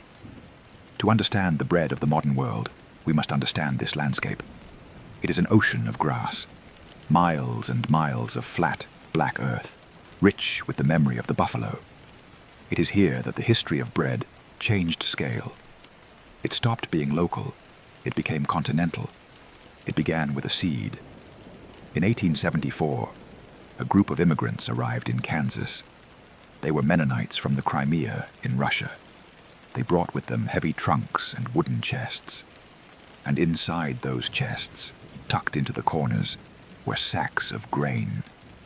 It was a specific type of wheat, turkey red. It was a winter wheat, hard, tough. It could survive the freezing cold winters of the prairie and the scorching hot summers. They planted it in the black soil of Kansas, and it thrived. It turned the endless green prairie into an endless golden ocean. Let us stand in that field now. It is night. The rain is falling steadily on the crop. The wheat here is different from the wheat of the medieval peasant. It is uniform. It stands shoulder to shoulder, millions of stalks, perfectly aligned. But the silence of the field is about to be broken. The Industrial Revolution has arrived on the farm. In the old days, the harvest was a slow, painful dance of the scythe and the flail. It took a village a whole month to harvest a large field. But now, there is a monster in the field. The steam thresher. Imagine a machine made of iron and brass. It looks like a locomotive, but it has no tracks. It sits in the middle of the wheat. A fire is lit in its belly. Coal is shoveled in. Scrape. Hiss. The water boils. The steam builds pressure. The machine begins to wake up. Chug. Chug. Chug. Chug. A giant flywheel begins to spin. A long leather belt connects the engine to the thresher. The belt slaps against the metal. Slap, slap, slap, slap. Men pitch the bundles of wheat into the maw of the machine. It eats them. It roars. Inside, steel teeth rip the grain from the stalk in a fraction of a second. The golden straw is blown out of a chute at the back, creating a mountain of yellow dust. The clean, hard grain pours out of a spout into sacks. It does the work of 100 men. It does not get tired. It does not need to rest. The sound of the steam engine echoes across the flat plains. It is the heartbeat of the new agriculture. But what do you do with mountains of grain? You cannot store it in a wooden barn. There is too much. You need a new kind of building. We travel to the railroad tracks. Rising out of the flat horizon, we see them. Tall, stark, vertical. The grain elevators. The poets called them the cathedrals of the plains. They are the skyscrapers of the prairie. Imagine standing at the base of a wooden grain elevator in 1900. It is a tower of stacked lumber, rising 100 feet into the air. It has no windows. It is a solid silo of geometry. The rain drums against its wooden sides. The farmer drives his wagon up the ramp. He dumps his harvest into the pit. Inside the dark tower, a mechanism begins to move. It is a leg, a vertical conveyor belt with metal buckets attached to it. Clank, clank, clank, clank. The buckets scoop up the wheat. They carry it up, up, up into the darkness of the rafters. At the top, they tip over. The grain falls. It falls into deep square bins. Listen to the sound of grain falling on grain. It sounds like water. It sounds like heavy rain. Shh. Thousands of bushels, tons of potential bread, sleeping in the dark. The smell inside the elevator is intense. It smells of dry dust, pine wood, and raw wheat. It is a dry, golden smell. The elevator waits. It is a sentinel. And then the train comes. We hear it before we see it. A vibration in the ground, a low rumble that grows louder. Rumble, rumble, rumble. The headlight cuts through the rain. The steam whistle blows. A lonely, haunting chord. Woo, woo. The freight train stops next to the elevator. These are the boxcars. A chute is opened on the side of the tower. The grain flows out.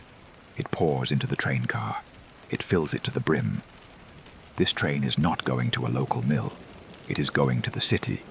It is going to Minneapolis. It is going to Chicago. It is part of a river of food that flows across the continent. Let us climb onto the train. Let us ride with the wheat. The train lurches forward. Clack, clack. We are sitting in the brakeman's cabin, the caboose, at the end of the train. There is a small cast-iron stove burning coal. It is warm. The rain streaks the windows. Outside, the dark landscape rolls by. Telegraph poles flick past. Zip, zip, zip. The rhythm of the train is the ultimate lullaby. Clickety-clack, clickety-clack. We are moving the harvest through the night. We pass through small towns. We see the lights of the houses. We see the bakeries where the dough is rising for the morning. But we are going to the roller mills. We arrive in Minneapolis, the mill city. It is a city built on flour. The train stops. The grain is unloaded. It enters a building that is even larger than the elevator. The Washburn A Mill. This is a factory of such size that it hums, it vibrates. We walk inside. It is a forest of machinery. The old stone mills of Rome are gone. The water wheels of the Middle Ages are gone. Here, everything is steel. Rows and rows of steel rollers. They are enclosed in wooden cases. You cannot see the grain, but you can hear it being crushed. Whirr. The steel rollers do not grind. They shear. They strip the coat off the berry with surgical precision. The flour travels through tubes. It travels through silk sieves. It travels up and down the floors of the factory. It is never touched by a human hand. It falls into a white cotton sack. A machine stitches the top shut. Zip, zip. Gold medal flour. Pillsbury's best. These sacks are loaded onto other trains. They are sent to New York, to Boston, to London. This is the flour that will make the white bread of the 20th century. It is pure. It is consistent. It is white as snow. But there is one thing missing. For thousands of years, bakers had to get their yeast from the brewers, or keep a sourdough starter alive. It was messy. It was unpredictable. Sometimes the starter died. Sometimes the beer bomb was bitter. The modern age demanded certainty. So we leave the mill. We go to a laboratory in Cincinnati. It is the year 1868. Two brothers, Charles and Maximilian Fleischmann, have arrived from Austria. They are disappointed by the bread in America. It is inconsistent. They are scientists. They know about Pasteur. They know about the single cell. They decide to manufacture yeast, not a liquid foam, not a starter, but a solid block. They grow the yeast in pure cultures. They filter it. They wash it. They compress it into small, foil-wrapped cubes. Compressed yeast. It is a biological miracle. Billions of organisms sleeping in suspended animation. They are cold. They are dormant, but they are alive. You can buy a cake of yeast at the store. You can keep it in your icebox. And when you drop it into warm water, it wakes up instantly. It is reliable. It works every time. Now the housewife on the prairie, miles from a brewery, miles from a neighbor, can bake perfect bread. She opens the foil wrapper. She crumbles the beige cake into the bowl. She adds the warm water. She watches it foam. It is the tame magic of the industrial age. Let us return to the prairie farmhouse.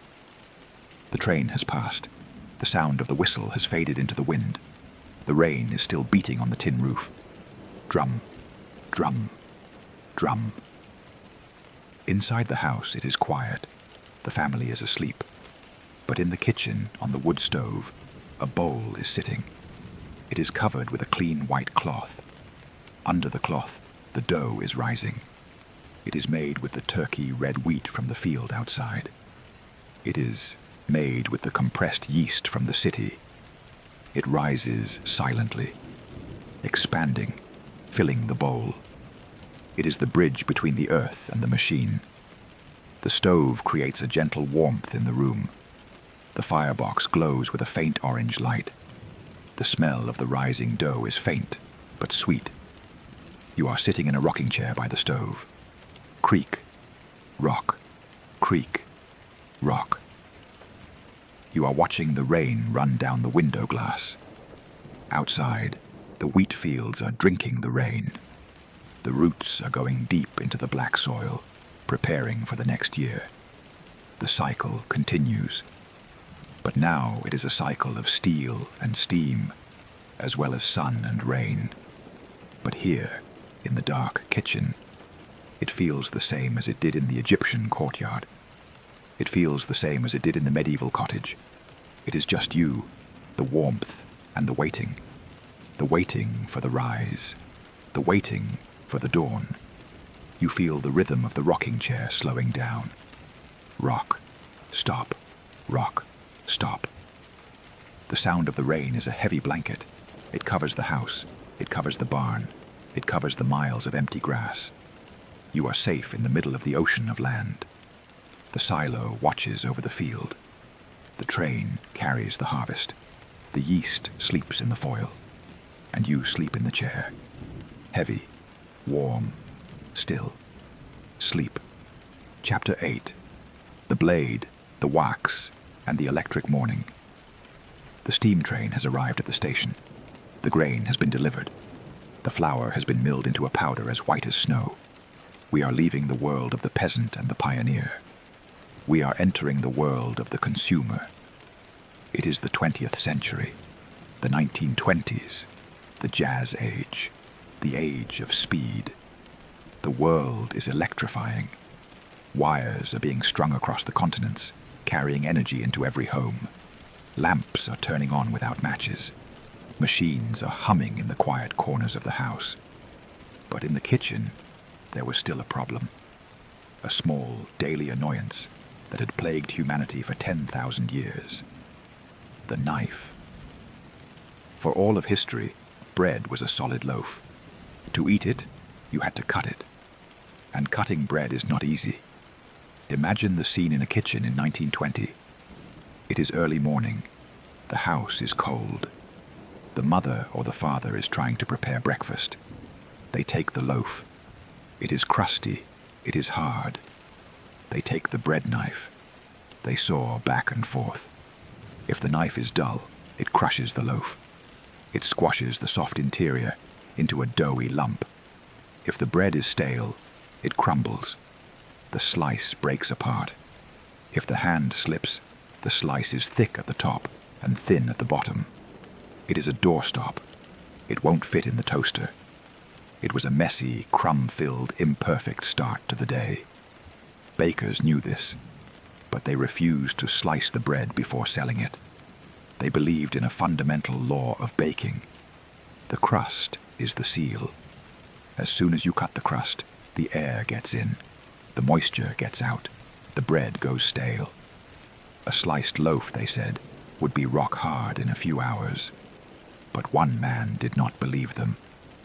We travel to the American Midwest, to the town of Chillicothe, Missouri.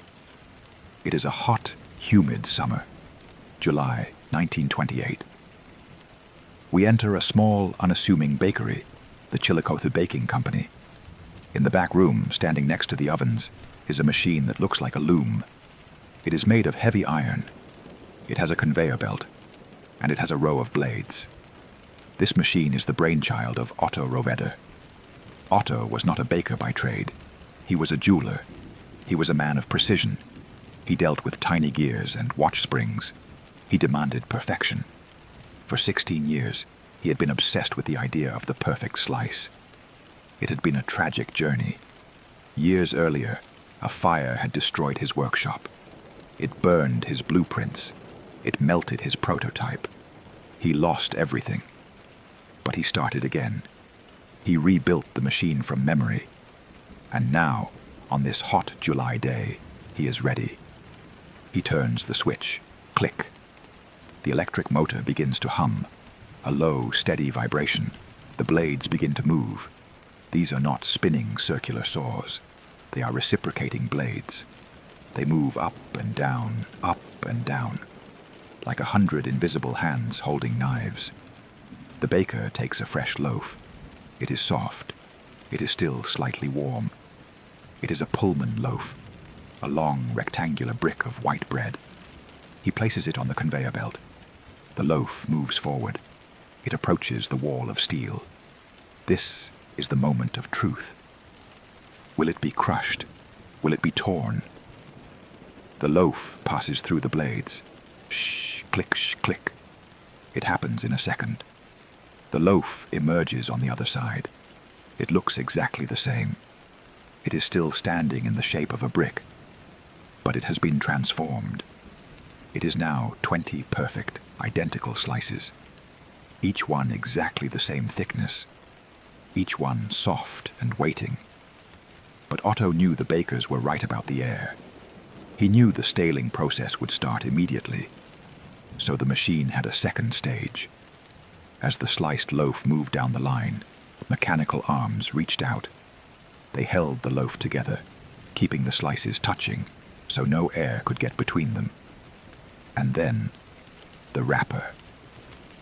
A sheet of heavy, waxed paper descended. The machine folded the paper around the bread. It tucked the ends. It applied heat. The wax melted. It sealed the package. The loaf was trapped in a cocoon. It was airtight. It was sterile. It was safe. They called it clean-made sliced bread. They put an advertisement in the local newspaper. It was a bold claim. It said, "The greatest forward step in the baking industry since bread was wrapped." It was an instant sensation. People loved it. It seems like a small thing to us now, but to them, it was magic. It meant that every sandwich was flat. It meant that every piece of toast was uniform. It meant that a child could make their own lunch without using a sharp knife. It was the birth of convenience. The phrase entered the language. We still say it today. The best thing since sliced bread. It became the benchmark for all innovation. Let us look at this new bread, this industrial white loaf. It is different from the peasant bread of the Middle Ages. It is incredibly soft. If you press your finger into it, it leaves an indentation that stays there. It has no hard crust. The crust is soft, golden, and paper-thin. It is pure white. It has been bleached. It has been enriched with vitamins. It is the bread of the space age. It comes in a plastic bag now. A bag printed with bright primary colors. Red, yellow, blue. Balloons. Wonder. Let us open a bag of this bread. You untwist the wire tie. Twist, twist. You pull the bag open. The smell is distinct. It does not smell like wood smoke or sour yeast. It smells sweet. It smells of milk and sugar and plastic. It is the smell of childhood. You reach in. The plastic crinkles. Crinkle, crinkle. You pull out a slice. It flops over in your hand. It is flexible. This bread was designed for one specific purpose. It was designed for the machine. We must turn our attention now to the other side of the kitchen counter, to the chrome appliance sitting next to the bread bin, the toaster. Before electricity, toast was a labor of love. You held the bread on a fork in front of the fire. You watched it. You turned it. You risked burning your knuckles. But electricity brought heat without fire. It began with a wire. Nichrome, an alloy of nickel and chromium. When you push electricity through this wire, it resists. It gets angry. It glows red hot. But it does not melt. It does not burn out. It radiates pure infrared heat. The first toasters were scary contraptions. They were wire cages with glowing coils in the center. You had to flip the bread manually.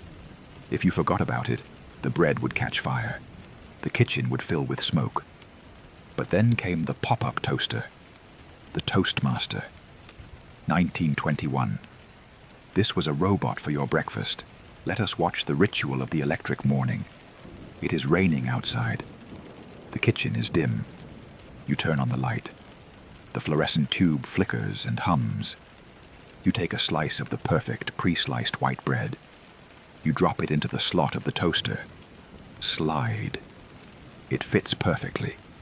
Otto Rovedder made sure of that. The machine and the bread were made for each other. You push the lever down. Kerchunk. The bread descends into the darkness of the machine. The springs load. The latch catches. And then the glow begins. Look inside the slot. The nichrome wires turn from gray to dull red, then to bright orange. They radiate a dry, intense heat. Inside the bread, the water molecules begin to vibrate. They boil and evaporate. The starch begins to stiffen. The surface of the bread begins to change. The Maillard reaction. The sugars turn brown. The flavor molecules are released. You wait. This is a specific kind of waiting. It is not like waiting for the harvest. It is a 2-minute wait. You stand in the kitchen, listening to the hum of the refrigerator. You smell the toast beginning to brown. It is a warm, dry smell. And then, pop. The latch releases. The spring expands. The toast jumps up. It is done. It is perfect. It is golden brown from edge to edge. You did not have to watch it. You did not have to turn it. The machine knew. You take the hot slice. It is rigid now. It makes a scratching sound as you slide it onto the plate. Scritch. You butter it. And now we see the true genius of the sliced bread. The sandwich. In the 18th century, the Earl of Sandwich invented the concept. Meat between 2 pieces of bread, so he could gamble without getting his cards greasy. But sliced bread industrialized the sandwich. It created the lunchbox. Imagine the morning routine of 1,000 households. The row of bread slices laid out on the counter, like tiles. The jar of peanut butter. The jar of jelly. The slices of bologna. The slices of yellow cheese. Spread, slap, cut. The diagonal cut, or the vertical cut, wrapped in wax paper, placed in a metal box. It was the fuel of the school day. It was the fuel of the factory worker. The bread was a container. It was a handle for the food. It was soft enough that it didn't hurt the roof of your mouth, but strong enough to hold the filling. It was reliable. Reliability is a comforting thing. When we sleep, we want to know that the world will be the same when we wake up. We want to know that the sun will rise. We want to know that the bread will be there. The factory guarantees this. Let us return to the factory for a moment. Let us sleep in the hum of the production line. It is night at the bakery plant. The workers have gone home, but the line keeps moving. The travel-in tray ovens are huge. They are long tunnels of steel. The pans of dough enter one end. They travel through zones of heat.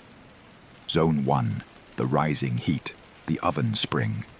Zone 2, the setting heat, the structure locks. Zone 3, the coloring heat, the crust turns gold. They emerge at the other end.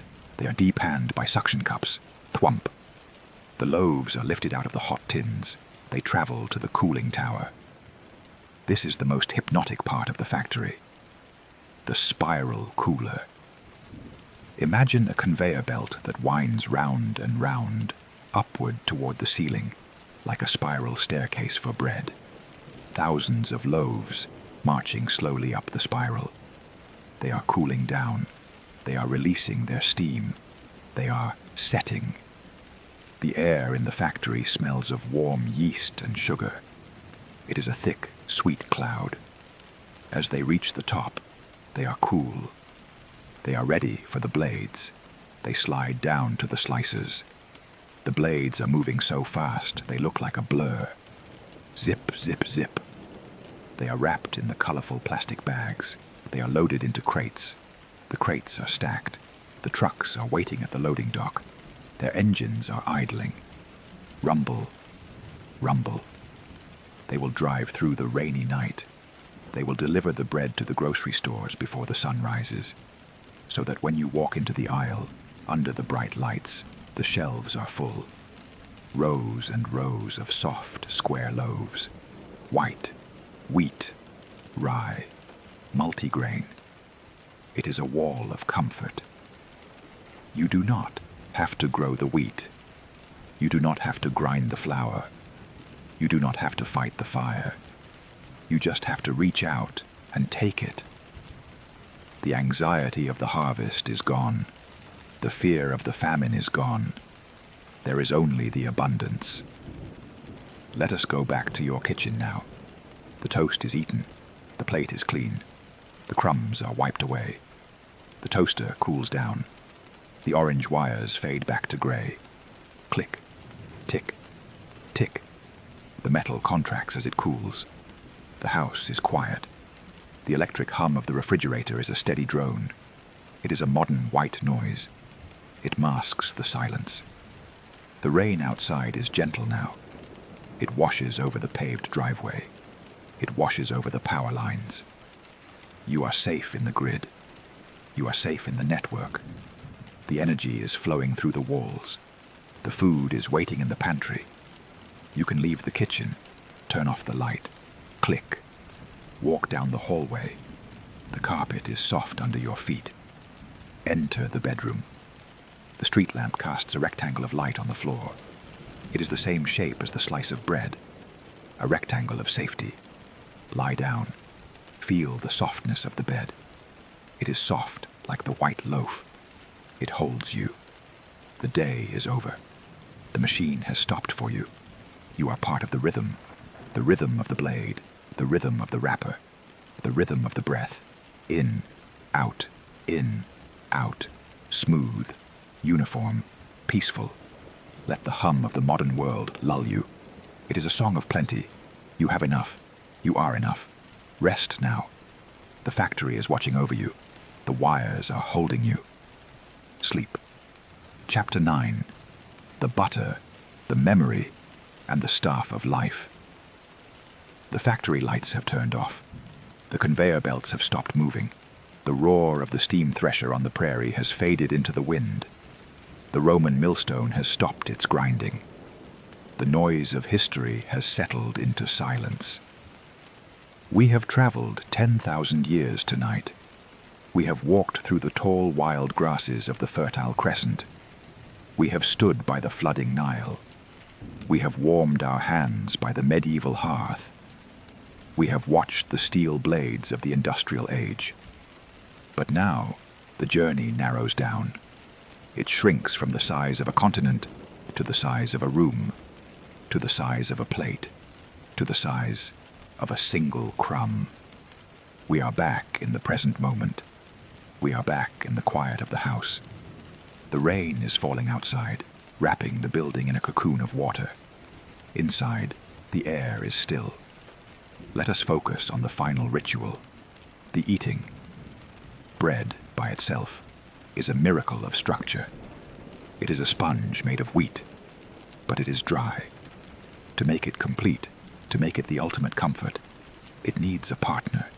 It needs fat. It needs butter. Let us meditate on the marriage of bread and butter.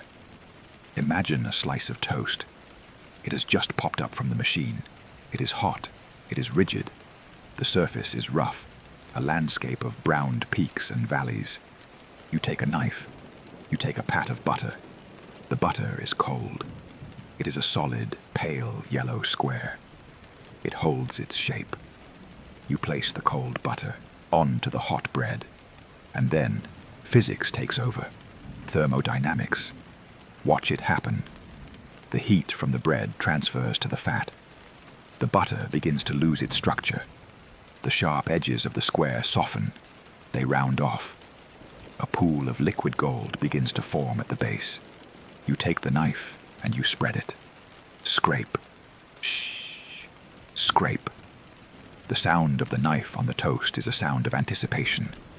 The butter disappears. It does not just sit on top. It sinks in. The bread is porous. It is a honeycomb of tiny air pockets created by the yeast. The melted butter flows into these pockets. It fills the empty spaces. It turns the dry white sponge into a heavy golden substance. The smell hits the air. It is the smell of warm dairy and toasted grain. It is a savory, rich smell. You take a bite, crunch, and then silence. The crunch gives way to softness. The dryness gives way to richness. It is the taste of safety. Why does this simple combination comfort us so much? Perhaps because it is the taste of abundance. For most of human history, fat was rare. White flour was rare. To have both, warm and ready, was a sign that you were safe. It was a sign that the harvest was good and the cow was healthy. It is the taste of enough. You are full. The hunger is gone. The anxiety of the empty stomach is gone. There is a heaviness in your belly now, a warm, grounding weight. This is the staff of life. That is what they called bread in the Bible. The staff, a stick you lean on, a crutch, a support. When the world is difficult, when the road is long, you lean on the staff. It supports your weight. Bread supports us. It is the baseline of our existence. Think of how universal this is. As you lie here in the dark, think of the millions of other people, all around the world, who are also eating their daily bread. Let us list them. Let the names of the breads wrap around the globe like a lullaby. In France, the baker is pulling the baguette from the oven. Long, thin, crisp. The sound of the crust singing as it cools. Crackle, crackle. In India, the cook is slapping the naan against the wall of the tandoor oven. The dough bubbles and blisters in the intense heat. Soft, smoky, brushed with ghee. In Mexico, the tortilla is puffing up on the flat iron comal. Round, warm, smelling of toasted corn. A pocket for the food. In Germany, the pumpernickel is baking slowly in a steam oven. Dark, dense, almost black. Sweet and heavy like a cake. In Italy, the ciabatta is resting on the floured table. The slipper, full of giant holes, perfect for dipping in olive oil. In Ethiopia, the injera is fermenting. A giant, spongy pancake made of teff grain, sour and soft. In Israel, the challah is braided. 3 strands of dough woven together like a golden rope, shiny with egg wash. In Ireland, the soda bread is cooling on the windowsill, the cross cut deep into the top. In China, the mantu is steaming in the bamboo basket. White, fluffy buns, cooked by water vapor, not fire. Round bread, flat bread, long bread, dark bread, white bread. Every culture on earth has taken the grass and the water and made it into a home. We are all eating the same thing. We are all leaning on the same staff. It connects us. It means we are not alone. The list fades. The map dissolves. We are back in your room. The plate is empty. The crumbs have been wiped away. The meal is finished. The only thing left to do is rest. The bread is doing its work inside you. It is giving you energy, but not for running, not for working. It is giving you energy for sleeping. It is giving you the warmth to get through the night. Let us say goodbye to the history. Let us turn off the lights of the past, one by one. Imagine the timeline as a long hallway of doors. We are going to close them. We walk back to the beginning, to the field of wild grass in the fertile crescent. The wind is blowing, the sun is setting. We close that door. Click. The grass is silent. We walk to the courtyard in ancient Egypt. The baker is sleeping by his fire.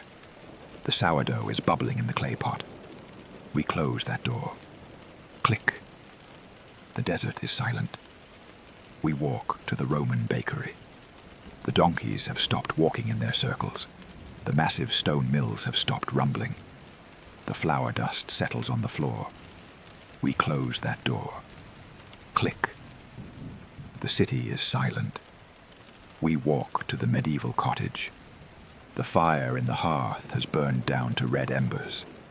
The family is asleep on the straw pallets. The heavy rye loaf sits on the table. We close that door. Click. The snow is silent. We walk to the Victorian kitchen. The coal range is cooling. The copper pans are shining in the moonlight. The clock ticks on the wall. We close that door. Click. The house is silent. We walk to the prairie. The steam thresher is cold. The train has gone. The grain elevator stands alone against the stars. We close that door. Click. The grass is silent. We walk to the modern factory.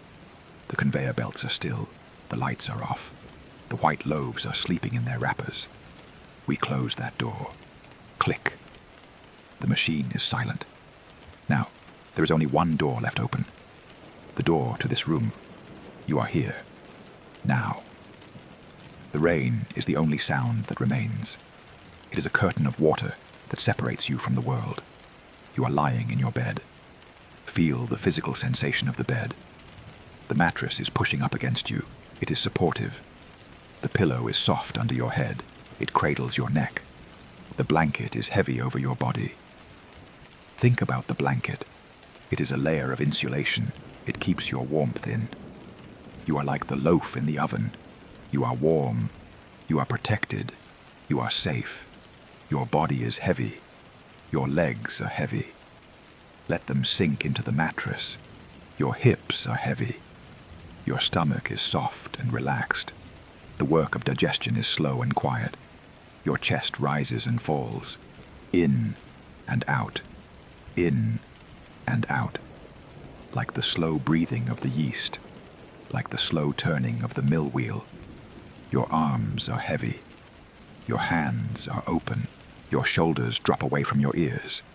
Your jaw is loose. Your eyes are closed. There is nothing you need to do. The wheat has already grown. The harvest is already gathered. The work of the world is done for today. You can let go. The rain washes away the thoughts. It washes away the dates. It washes away the names. There is only the rhythm of the rain, the rhythm of your breath. You are drifting, floating on a river of golden wheat, floating on a cloud of white flour, floating on the steam of the fresh loaf. It is warm here. It is quiet here. The staff of life is holding you up. You are safe. The journey is over. Rest, rest, rest. Sleep, sleep, sleep.